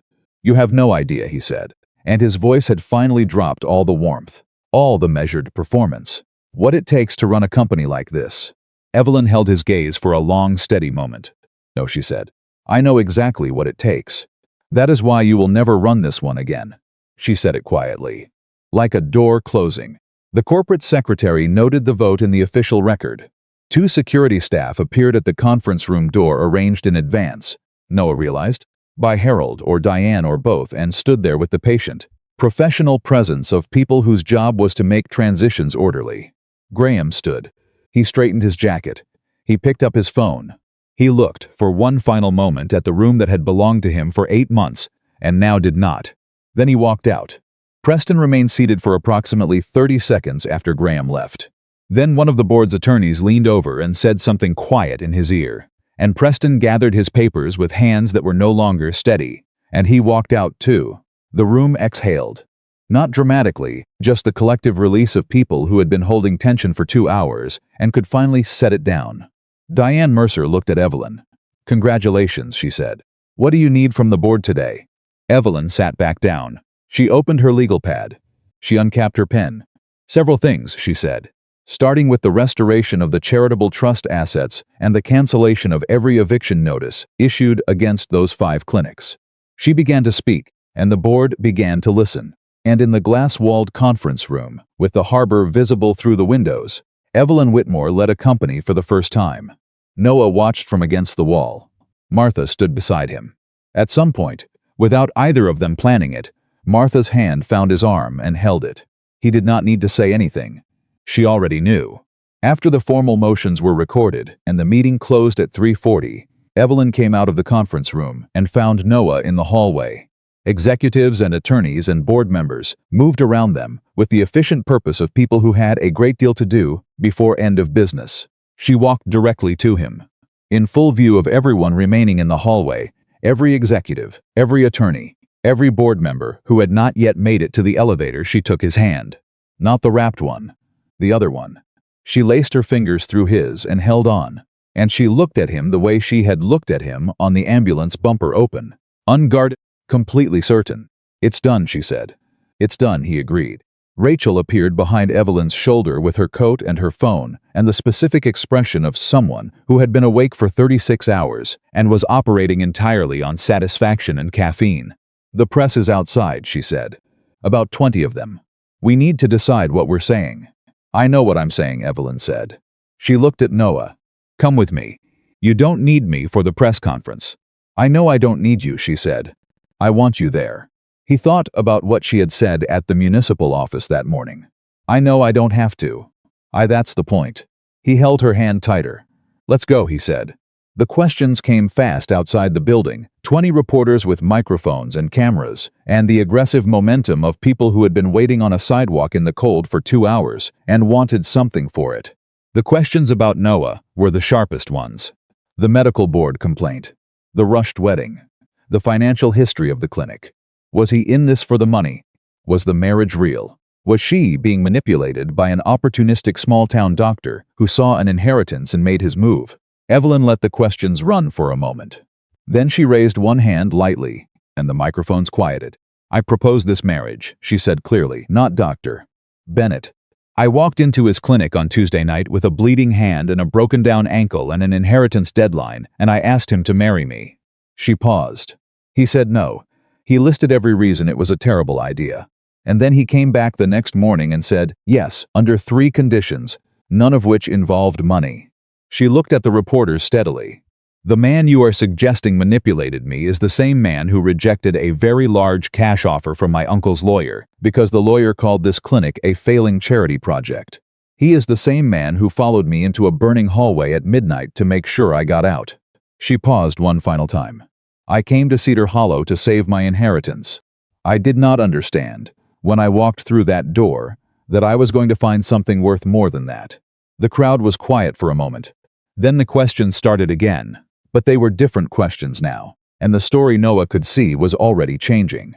Martha, standing slightly behind him, said quietly, "She's extraordinary." "I know," Noah said. "You going to be able to keep up with her?" He watched Evelyn field a question from a reporter, with the same clear, unhurried directness she brought to everything. "I think that's the wrong question," he said. "I don't think it's about keeping up. What's it about then?" He thought about Tuesday night, the storm, the front door opening. A woman asking about security cameras before she asked for help. Standing beside her, he said. That's all. Just standing beside her. Martha made the sound she always made when she was deciding not to say something she absolutely wanted to say. "Fine," she said. "But you're still taking a real honeymoon. I'll manage the clinic." He almost laughed, almost. The morning after the board meeting, Noah went back to work. Not because he had to. Not because anyone expected him to show up the day after his wedding, the day after a fire, the day after the most compressed and improbable 72 hours of his adult life. He went back because the clinic was there, and the patients were there, and Rosa had a wound check scheduled at 9, and nobody else was going to do it. He was at his desk by 7:15. The rear section of the building was boarded up, smelling faintly of smoke, and the repair contractor Martha had called the night before had already left a voicemail saying he could start Monday. The waiting room was intact. The examination rooms were intact. The medication refrigerator was humming its particular hum. The fluorescent light on the left side buzzed slightly, which it had been doing for 2 years, which Noah had been meaning to fix for 2 years. He made coffee. He reviewed the morning chart. He listened to the building settle around him, the way it always did in the early hours before patients arrived, and he thought about how strange it was that a place could feel both exactly the same and completely different at once. Evelyn came downstairs from the apartment at 7:40. She was wearing his sweatshirt again, not the Little League one, a different one. Gray and worn at the cuffs, and she had her legal pad, and her phone, and the particular expression of someone whose mind had already been running for an hour before their body caught up. She stopped in the doorway of his office. "You're already working," she said. "Rosa has a 9 o'clock, Noah." She said it the way Martha said it, not scolding, just direct. "You got married yesterday. You ran into a burning building the night before. You have been awake for approximately 37 of the last 48 hours. 34, he said. "I got a little sleep at Martha's." She looked at him for a long moment. "And you're fine." "I'm exactly where I'm supposed to be," he said. Which was different from fine, and she knew it. And he knew she knew it. "Sit down, there's coffee." She sat in the chair across from his desk, the patient chair, which she had occupied more than once over the past 4 days, and poured herself coffee from the mug he pushed toward her, and she looked at her legal pad, and he looked at his charts, and they worked in the same room in the early morning quiet, without needing to fill it with anything. That was new, that specific comfort. It had arrived somewhere between the storm and the smoke and the board meeting and the press conference, and now it was simply there. The way a piece of furniture is simply there, after you've stopped noticing when you moved it in. At 8:03 Martha arrived. She walked in, looked at Noah, looked at Evelyn, looked at the coffee situation, and said, "I brought the bell." Noah looked up. "What?" Martha reached into the bag she was carrying and produced the old front desk bell, the small brass one that had sat at the reception counter since his father's time. The one that rattled when the door opened hard and had been broken for 6 months. She had had it repaired. It gleamed. "The old sound brought us something good," she said, setting it on the counter with the particular care of someone handling something that matters. "But good things deserve to be fixed." She looked at it for a moment. "Your father would have gotten around to it eventually." Noah was quiet. "Thank you, Martha," Evelyn said. Martha nodded once briskly and went to start the front desk systems. Professional as always. The slight redness at the edges of her eyes was something she would not acknowledge, and therefore neither would anyone else. At 8:47 Harold arrived. He was not scheduled. He had no appointment. He came in through the front door, nodded at Martha, nodded at Evelyn, and said to Noah, "I have some news." They gathered in Noah's office. Harold sat, opened his briefcase, and produced a single sheet of paper. "The fire marshal filed the accelerant report this morning with the state police," he said. By 6 a.m., investigators had identified a hardware store purchase made 2 days ago on a card linked to a contractor previously paid through one of Graham's shell companies. He set the paper on the desk. Graham was arrested at his home at 7:15 this morning. Fraud, misappropriation of charitable funds, and criminal facilitation of arson. The office was completely quiet. "Preston?" Evelyn said. "Contacted his own attorney at 6 a.m., Harold said. Before the arrest, he is cooperating with prosecutors." He paused. Fully Noah exhaled slowly. He had not realized, until this moment, exactly how much weight he had been carrying since Thursday night, when he had found footprints in the gravel, and understood that Graham was not just a man who manipulated board votes. He was a man willing to put other people in danger to protect his position. The release of that specific knowledge that it was over, that Graham was in custody, that the danger had a formal ending, moved through Noah's chest in a way he would not have been able to describe precisely, but felt like the first full breath in 4 days. Evelyn sat very still for a moment. Then she said, "My grandfather's trust. The 11 million. Can it be restored?" "The legal team filed the recovery motion at 7 this morning," Harold said. "The shell company assets are frozen. It won't be immediate, but yes, the money comes back." She nodded, not triumphant. Just resolved. The way a person looks when something they have been fighting for finally settles into its right place, and the fight is over, and what's left is simply the work. "What about the medical board complaint?" Noah asked. Harold almost smiled. "The complaint was filed by Preston on Graham's instruction. Preston confirmed that this morning in his cooperation statement." He looked at Noah. "The inquiry has been withdrawn, formally, in writing. You'll have the letter by afternoon." Noah looked at the wall across from his desk. At the framed photo his father had hung there 30 years ago, 2 men in work clothes standing in front of a half-finished building, grinning like they had just gotten away with something. His father on the left, a younger Harold on the right. "You were there," Noah said. "In that photo, the whole time." "We broke ground together," Harold said simply. "Your father built the clinic. I drew up the papers. Some things come full circle if you wait long enough." At 9:02, Rosa arrived for her wound check. She was 81 and moved slowly and wore a coat with a broken zipper that she refused to replace because her late husband had given it to her, and she noticed immediately that something was different about the clinic, without being able to name what it was. "You look different," she told Noah, as he changed her bandaging. "I got married," he said. Rosa stared at him. "When?" "Yesterday morning." "Yesterday morning," she repeated.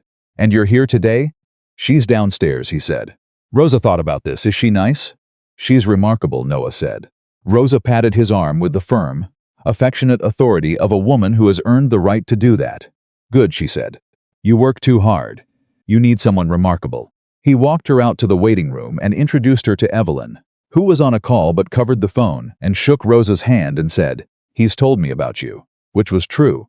And Rosa looked at Evelyn for a long moment with the appraising directness of someone who has lived long enough to skip the polite part. "You'll do," Rosa said finally, and left. Evelyn looked at Noah. "Was that a compliment?" "From Rosa," he said. "That's the highest possible praise." The weeks that followed moved with the particular rhythm of things settling into shape after a long disruption. Graham's arrest became state news, then national news, then a business press story about corporate succession fraud that ran for 2 weeks before the next crisis consumed the cycle.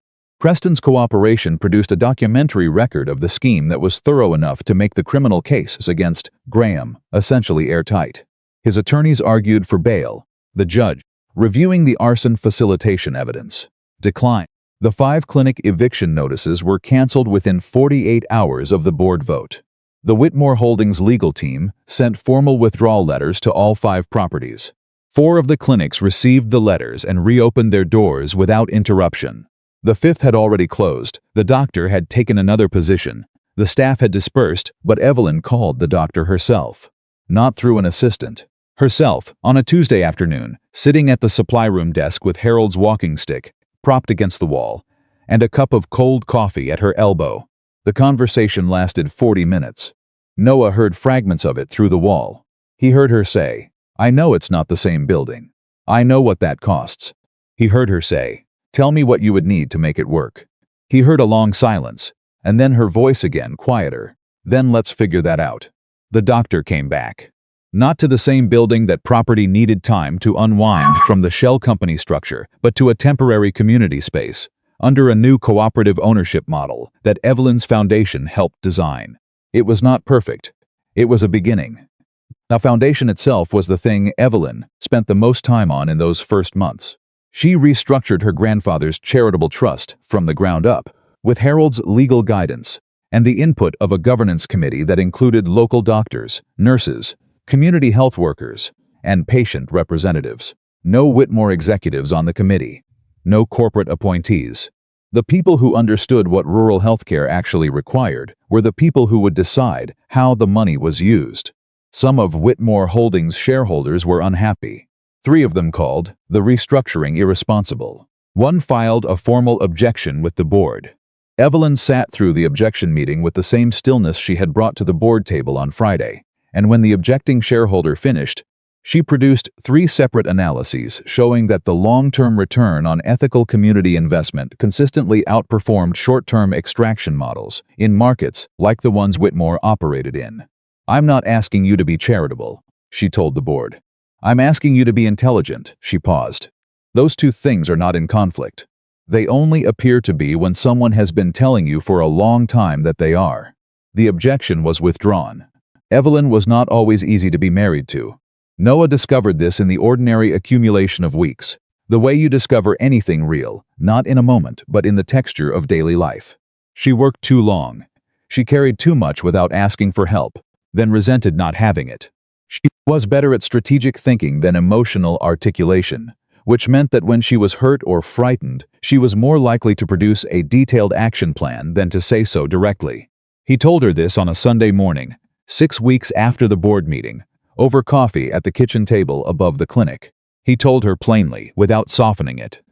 Because that was condition 2, the truth, even when it was uncomfortable, and he had not forgotten it, and he did not intend to. She was quiet for a moment. Then she said, "I know. Knowing and doing something about it are different things," he said. "I know that too." She looked at her coffee. "I grew up in a family where saying you were frightened was evidence that you shouldn't be trusted with important things. It's a habit. It's a hard one." "I'm not your family," he said. "No," she said, "you're not." She looked at him. "I'm working on it." "That's all I'm asking," he said. She reached across the table and took his hand. She did it easily, without ceremony, the way you reach for something familiar. He held on. There were mornings when Noah woke up early and lay in the dark and thought about who he had been before Tuesday night 4 weeks ago, the version of himself that had been slowly calcifying under the weight of responsibility and unpaid bills, and the particular loneliness of being the person everyone depended on. He had confused endurance with living. He had told himself that sacrifice was the same as meaning. He had spent 6 years forgetting to want things. He did not miss that version of himself, but he understood it and he was patient with the parts of it that hadn't fully dissolved yet. The reflex to refuse help, the instinct to handle everything alone, the fear that needing someone was the same as burdening them. Evelyn noticed these things with the same precise attention she brought to corporate documents. She didn't comment on all of them. She just quietly, consistently, refused to let him carry things alone. She showed up, she stayed. When he came back from a late emergency call at midnight, she was awake, and she didn't make it a sacrifice. She made it a choice, and the distinction mattered more than he could fully explain. At 6 months, the clinic had a repaired roof, a second examination room, new equipment funded through the Foundation's community healthcare grants, applied for and approved through the proper process, with Noah's full knowledge and consent and enough budget to hire a second nurse. The staff called her Maya, and she was 26 and efficient and slightly in awe of Martha, which was the appropriate response to Martha. The broken front bell had been replaced by the repaired one. It rang every time a patient came through the door, with a clean, clear sound that was almost musical. Martha had been right. The old sound had been fine. The repaired sound was better. Harold still came twice a week. His blood pressure was, if anything, marginally worse than it had been 6 months ago, which he attributed to the stress of the legal proceedings, and Martha attributed to Harold's commitment to avoiding the dietary changes Noah had recommended 18 months earlier. Harold did not dispute this. He simply refilled his coffee and asked if anyone had heard from Rachel lately. Rachel came when she could, which was more often than Noah expected. She had taken on some of Evelyn's foundation legal work, which gave her a professional reason to make the trip from New York, and she had also discovered Carol's bakery, which gave her a personal one. She and Martha had developed a friendship that expressed as opinions about everything, which suited both of them perfectly. The anniversary arrived on a Friday, which felt appropriate. 1 year from the day that had changed everything. Noah had not planned something elaborate. He was not an elaborate man, and Evelyn did not want elaborate. She had told him this directly. In November, when he had floated the idea of a formal dinner at the best restaurant in Portland, and she had said, "I would genuinely rather have soup at the kitchen table," and he had said done, and that had been the end of that conversation. But he had arranged one thing. He brought her to the municipal office. The same small building, the same slightly worn carpet, the same clerk named Diane, who had called her uncle the circuit court judge and made the waiver happen in 11 minutes. Diane had put flowers on the counter again. Same gesture, different flowers. Autumn having turned fully into early winter. Martha was there. Harold was there. Rachel had driven up the night before and was wearing a coat that was entirely impractical for Maine in November and refused to admit it was cold. 2 nurses from the clinic came. Rosa came, walking slowly but steadily, wearing the coat with the broken zipper. Art came with his knee better than it had been in a year. Several other patients and neighbors from Cedar Hollow, who had over the course of 6 months developed the specific affection for Evelyn Whitmore that comes from watching someone choose a community and then actually show up for it. Noah gave her a ring. Not the same one as before, that one was still on her hand and always would be. A second one, sitting beside it, simple and plain, purchased with money he had saved over 6 months from a budget that was still modest but no longer desperate. He told her that the first ceremony had been about surviving Friday. This one was about choosing every day that came after. She took the ring. She looked at it for a moment. Then she looked at him with the expression he had come to know better than any other, the open one, the unguarded one, the one that had stopped protecting itself the night they sat on the ambulance bumper, in the dark.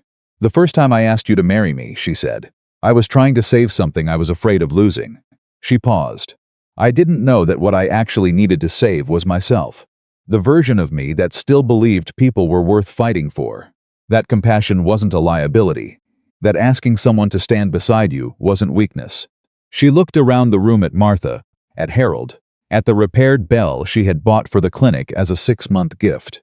"At all of it, you gave me all of that. Not the company. Not the inheritance." She looked back at Noah. He took her hand. The healed one.